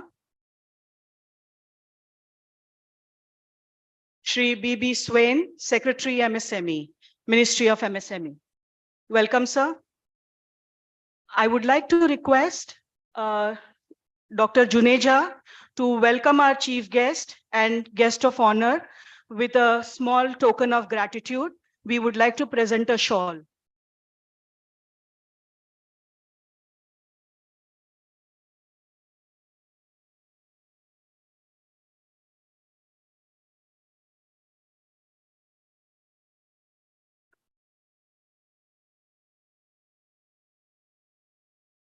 A big round of applause.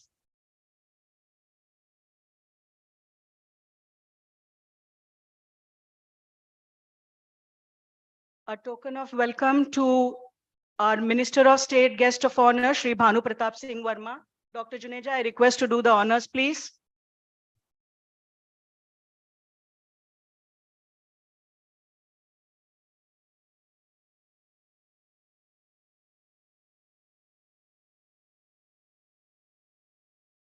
May I request our President, Mr. Vinod Kumar, to felicitate and welcome Honorable Secretary, Shri B.B. Swain.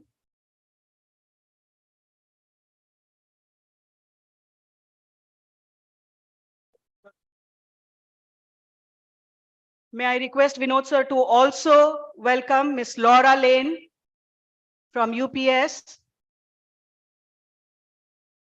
May I request Mr. Nilesh Shukla President Gujarat Chapter, to welcome Madam Mercy Ipao, Joint Secretary, Ministry of MSME.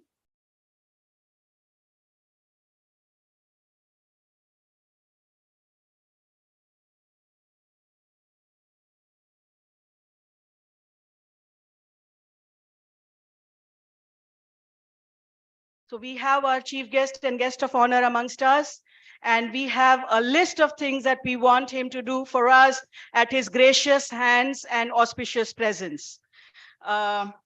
May I request Honorable Chief Guest and Guest of Honor to launch and mark the opening of our Women Exporters program that we are beginning from today with the click of the remote button.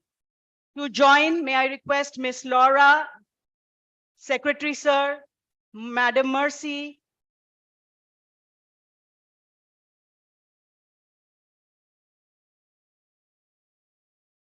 से अधिक सूक्ष्म लघु और मध्यम महिला उद्यमी पंजीकृत हैं, लेकिन उनमें से कुछ ही आज अपने उत्पादों का निर्यात कर रही हैं। अधिकांश महिला उद्यमी निर्यात की संभावनाओं से अवगत है, लेकिन इस बात से अनजान है कि निर्यात के अवसरों का लाभ कैसे उठाएं, वैश्विक मांगों को कैसे प्राप्त किया जाए, निर्यात प्रलेखन को कैसे किया जाए, व्यापार नीतियों और समझौतों से कैसे लाभ उठाया जाए और निर्यात के लिए वित्तपोषण कैसे प्राप्त किया जाए। माननीय प्रधानमंत्री नरेंद्र मोदी के आह्वान पर उद्यम के लिए महिलाओं को सशक्त और सक्षम बनाने के अपनी नीति में इंडिया और समुदाय के बीच से सफल निर्यातकों को बनाने के लिए एक व्यापक प्रशिक्षण, सहायता और समर्थन कार्यक्रम शुरू कर रहा है। शुरू की गई नई योजना capacity building of first time exporters के आसपास केंद्रित है और इसमें 3 महीने के लंबे प्रशिक्षण और एक व्यापक सलाह कार्यक्रम में प्रमाण के 3 स्तर शामिल हैं। 2000 महिला उद्यमियों को विशेषज्ञों द्वारा प्रशिक्षित किया जाएगा और 500 महिला उद्यमियों को भारत से निर्यात में सफल प्रवेश और अंतर्राष्ट्रीय बाजार तक पहुंच के लिए मौजूदा सफल उद्यमियों द्वारा सलाह और सहायता प्रदान की जाती है। से संभव हो रहा है। भारतीय महिला उद्यमियों के सफल प्रदर्शन का मार्ग प्रशस्त करेगा। मैं माननीय मंत्री जी को बताना चाहूंगी कि इस कार्यक्रम के लिए 2245 औरतों ने ऑलरेडी अप्लाई कर लिया है और हम इनका चयन करके करीब 2000 औरतों को ट्रेन कर रहे हैं और इस प्रोग्राम के आखिर में, मतलब 3 महीने का ये कार्यक्रम है और इस प्रोग्राम के आखिर में 500 महिलाएं पहली बार निर्यात करना सीखेंगी, करेंगी। तो ये इस कार्यक्रम का उद्देश्य है। ये पायलट लेवल पर हम कर रहे हैं और इन्हें हम हमारे मंत्रालय की capacity building for first time exporters के साथ जोड़ा जाएगा और इसके लिए यूपीएस और नेशनल कमीशन फॉर विमेन हमारे सहभागी हैं। तो और ये कार्यक्रम फ्री है, इसके लिए हम कोई पैसा चार्ज नहीं कर रहे हैं किसी भी महिला से। और आज चूंकि हम इंटरनेशनल वुमेन्स डे भी सेलिब्रेट करने जा रहे हैं, तो हम उनको सेलिब्रेट कर रहे हैं और उनके अचीवमेंट्स हम सेलिब्रेट करने जा रहे हैं जिन्होंने ऑलरेडी अपने लिए एक रास्ता बना चुके हैं और सक्सेसफुल हो चुके हैं। तो हम तो एक्चुअली आप सबको सेलिब्रेट कर रहे हैं और सब इसके हकदार हैं, बट आज हम कुछ गिने चुने 12 लोगों को फेलिसिटेट करेंगे at the gracious hands of our honourable minister. So to begin with, I am going to invite miss Akshaya Shri, Silpakarman, Delhi. Please come on the dais. May I request our honorable chief guest and guest of honor, Miss Laura, Secretary Sir, to kindly do the honors, please.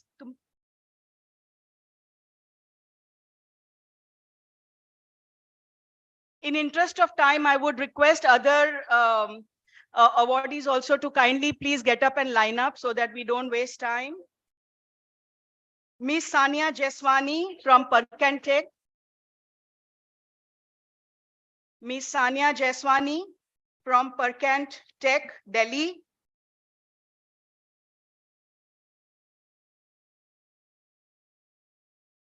Miss Manisha Sharma from Ekinis Software, Karnataka.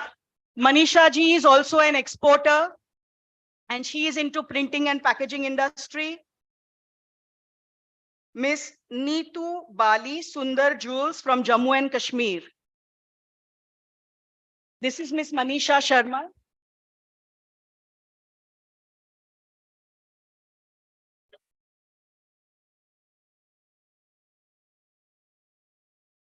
Miss Mehta Kelsey. Miss Mehta. Neetu Bali ji from Sundar Jules, Jammu and Kashmir.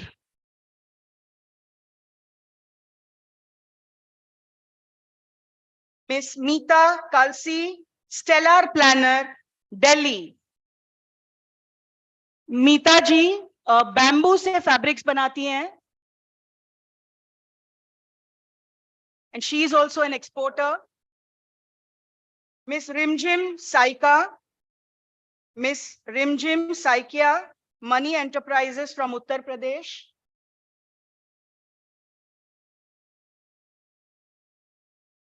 Miss Rimjim. Miss Bhavna Belani.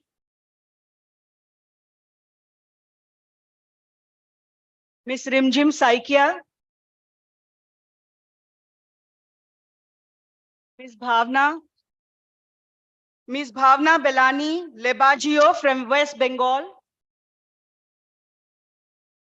Miss Bhavna Belani from West Bengal. Miss Anisha Singh, She Capital, Delhi. Miss Anisha Singh, She Capital, Delhi. Anisha ji has a venture fund for women entrepreneurs. Miss Nisha Amin.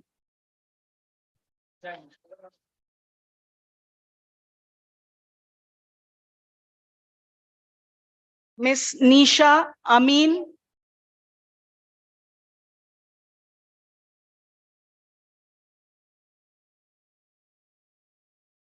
Miss Nisha Amin, Luxury Concepts, Gujarat. Miss Minali Agarwal.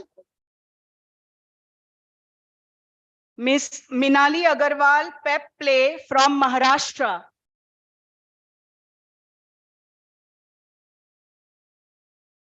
Miss Shilpi Datta Som, Many Frocks, Maharashtra. In fact, Minali has signed up a export consignment just today. So it's a very lucky day for her. So Miss Shilpi Datta Som, Many Frocks, Maharashtra. And Miss Kunzang Dolma, La Pashmina. Miss Kunzang Dolma, La Pashmina, Ladakh. And मैं बता दूं आज उसी shawl से जो ये miss Dolma बनाती हैं उसी से हमने आपको आज फेलिसिटेट किया है.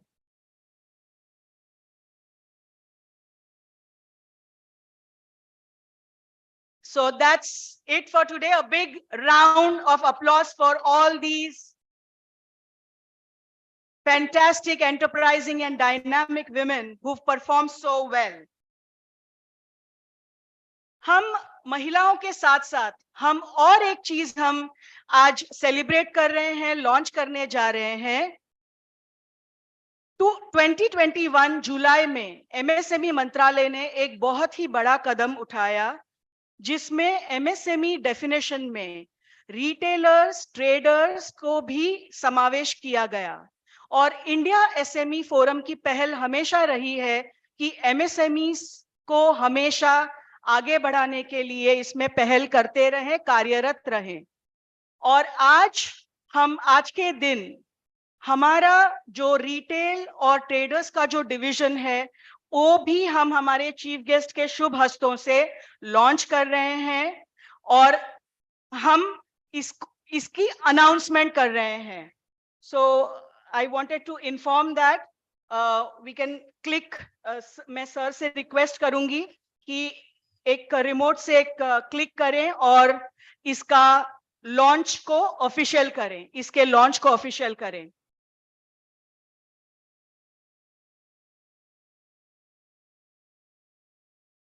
सर, मैं बताना चाहूंगी कि ये सारे जो मेरे भाई यहाँ खड़े हैं, मैं सबके नाम तो नहीं ले पाऊंगी, लेकिन ये सारे जो मेरे भाई खड़े हैं, they are leading presidents of all the traders and wholesaler association of India, and आज इसलिए खड़े हैं दिखाने के लिए कि हम एकजुट हैं, to thank you, and we will also would want to represent to you कि हम आपसे क्या चाहते हैं, हम किस दिशा में मंत्रालय हमारे लिए काम करे, जो चाहते हैं वो हम भी आपको प्रेजेंट करना चाहते हैं। So in just about a minute we will present that. हाँ, and we would like to हमने अगस्त से लेके अक्टूबर लास्ट ईयर तक हमने करीब 28,000 MSMEs का एक सर्वे किया था रिटेल में। सो रिटेल इंडस्ट्री का जो सर्वे हुआ उसका रिपोर्ट भी हम आज आपके शुभ हस्तों लॉन्च करने जा रहे हैं। तो मेरी आपसे विनती है कि वो रिपोर्ट को आप अनवील करके उसे भी लॉन्च करें सर। 28,000 रिटेलर्स ने इस सर्वे में भाग लिया है।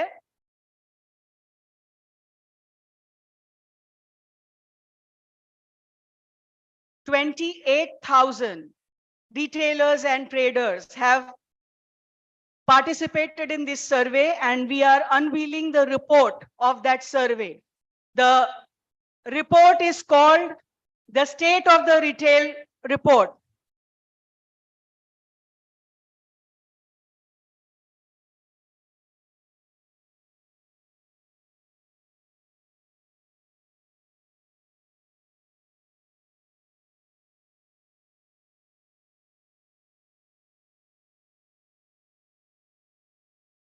और सर वेरी क्विकली हम 2 मिनट में सिर्फ वन बाय वन जो ये ट्रेडर्स के लीडर्स हैं वो आपको क्या हम रिप्रेजेंट करना चाह रहे हैं ये हम आपको आपके हाथों देना चाहेंगे। तो आप वन बाय वन प्लीज आपके हाथों दीजिए।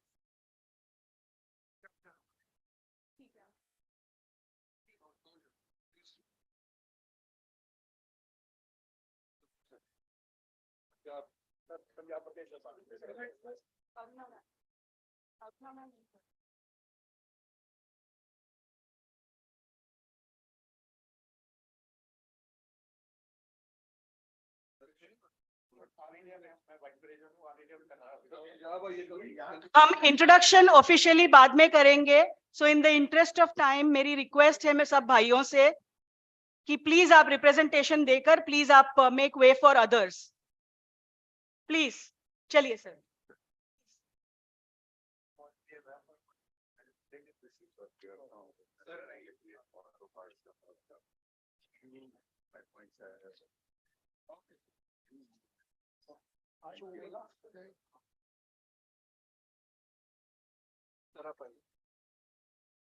आप साइड में आ जाइए ना। हाँ मैं बस अभी 1 मिनट क्या हो गया वो जरा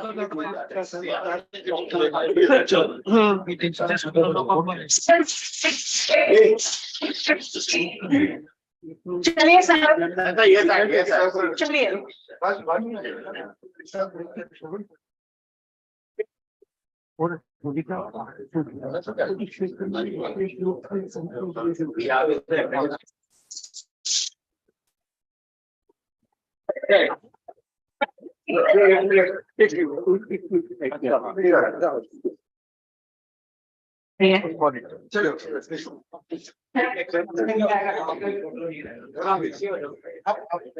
खड़ा हो जाए बस चलो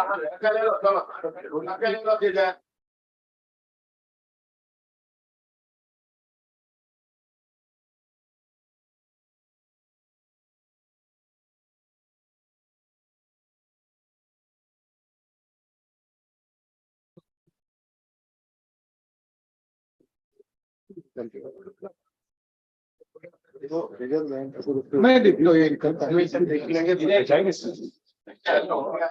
चलिए please sir please.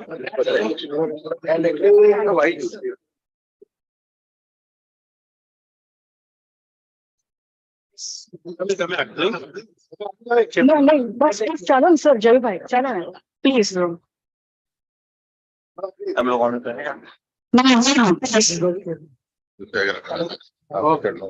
Thank you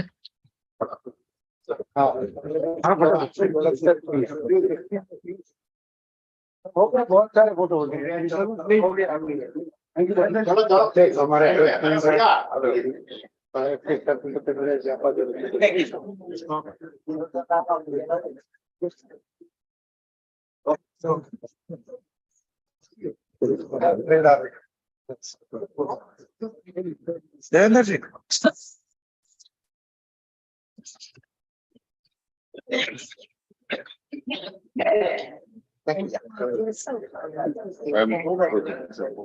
Yeah. A ver,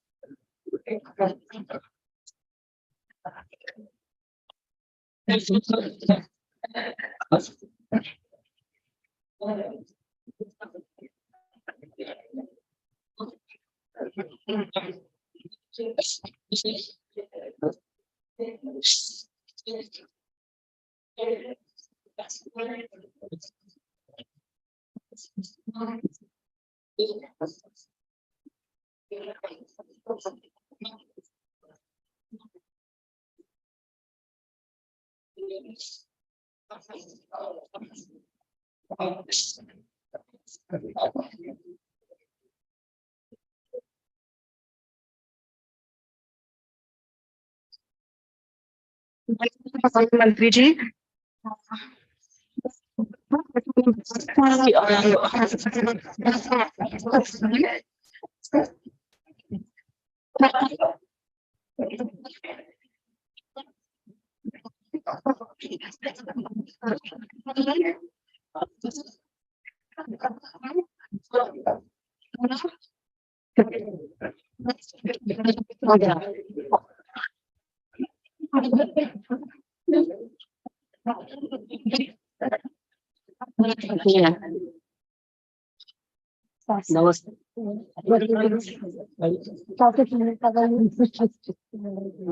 I'll give to the joint secretary. Please sit on the dais.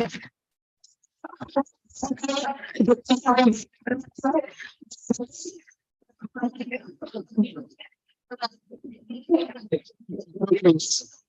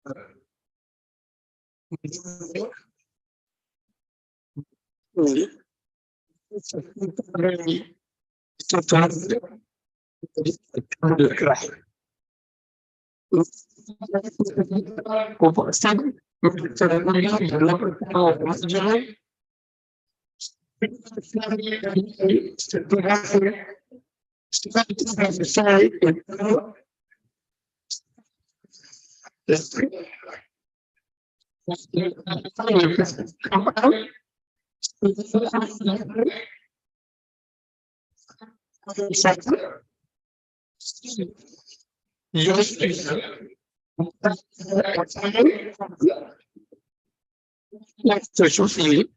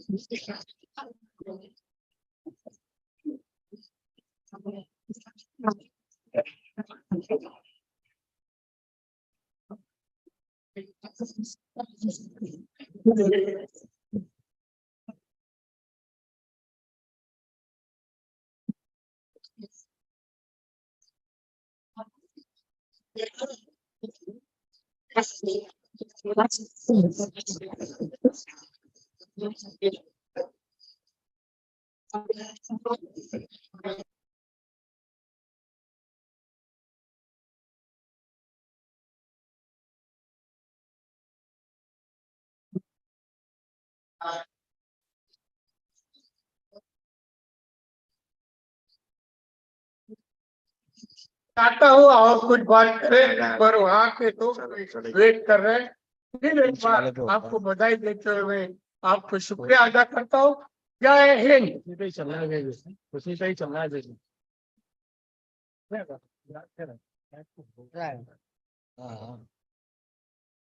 Thank you very much, Manuya Mantriji. A big round of applause for all our dignitaries on the dais. I wish to express my gratitude to all the dignitaries on the dais for having spared their valuable time. All the women entrepreneurs present here, guests, our partners, international guests from UPS, Ms. Laura, Christina, and the Ministry of MSME and its team members for having supported this initiative in a very big way. So thank you very much. I welcome you all to join us for lunch. And I would request all our delegate members of First Division to move to the Viceroy Hall, and we will continue the remaining session there. So thank you very much for today. A big round of applause for all of you. बीच में आंगुल मत करो। हाँ, बीच में आंगुल करने से वो आ गया तो अपने आप नहीं आता। खत्म हो गया। भाई इसकी पावर सप्लाई देख फटाफट का। इसकी पावर सप्लाई स्टार्ट मीटिंग है इसके। तुमने पावर का मेरे से बंद करें। म्यूट कर दो, बंद क्यों कर दो? तीन अडप कर रहे हैं। तो देख इसके लगा बेटा।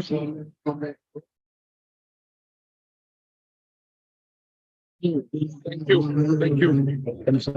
Welcome, sir. Thank you, भाई।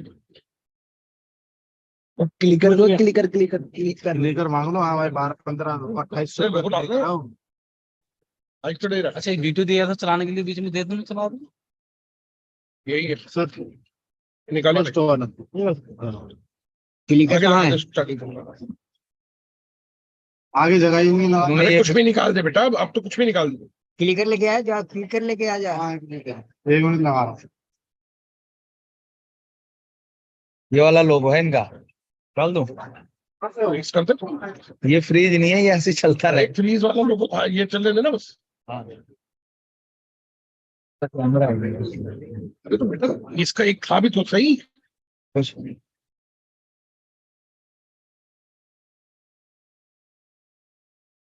मीटिंग में होता तो कुछ भी नहीं दिया। एक ये वीडियो दिया था। इसी को फ्रीज कर देना कैमरे को बस खेलने दो उसे। वो तो खेल ही रहा है सुबह से अच्छे से। हाँ क्लिकर अब दे दो, अब ऑफिस वहां के लिए आप मांगना। तो लास्ट वाला आपने क्या लगा रखा है जिसमें वो लगाया आपने अडेप्टर उसमें बोर्ड में माइक का है ना वो। ये तो माइक का है। चार्जर वो वाला निकाल दो। चार्जर देना, चार्जर देख लेंगे कौन सा बंद हुआ है। छोटी छोटी चीजें रख लो फोन में। छोटी चीजें। हाँ जी छोटी चीजें। हेलो बट ठीक है सबसे हाँ, नीचे यही का माइक है। दिया ये लगा दो वहां पे। चलो सरोज जी से बात करो। सरोज जी से बात करो। आपकी ड्यूटी। हाँ हाँ हाँ अभी अभी तो खत्म होने तो मालिक। गाड़ी भेज दो ठीक है, लेकिन इसमें भेजोगा किस लिए? तेरा टेबल माइक है, कौन सी माइक दे रहे हो? हाँ तब ये छोटा वाला मिक्सर भेजना। ये टूल किट भेजने की जरूरत क्या है? टूल किट भेजने की जरूरत नहीं है। तो मोहन जी आप चलो उधर नेपालपुर। मैं हूँ। तो हमें जो दोगे तो ये और दिन प्रदान है ना। इसकी पूरी रात हाँ जरूरी है आना चाहिए बेटा अपने लिए खुद के लिए फायदेमंद चीज है। ठीक है। हाँ तो है पूरा चाकू हो गया था। साउंड पक्का जा रहा था। तुमने लिख रखा होगा तो चाहता ही नहीं कोई सीखे। हाँ आपको अरे आप ये काम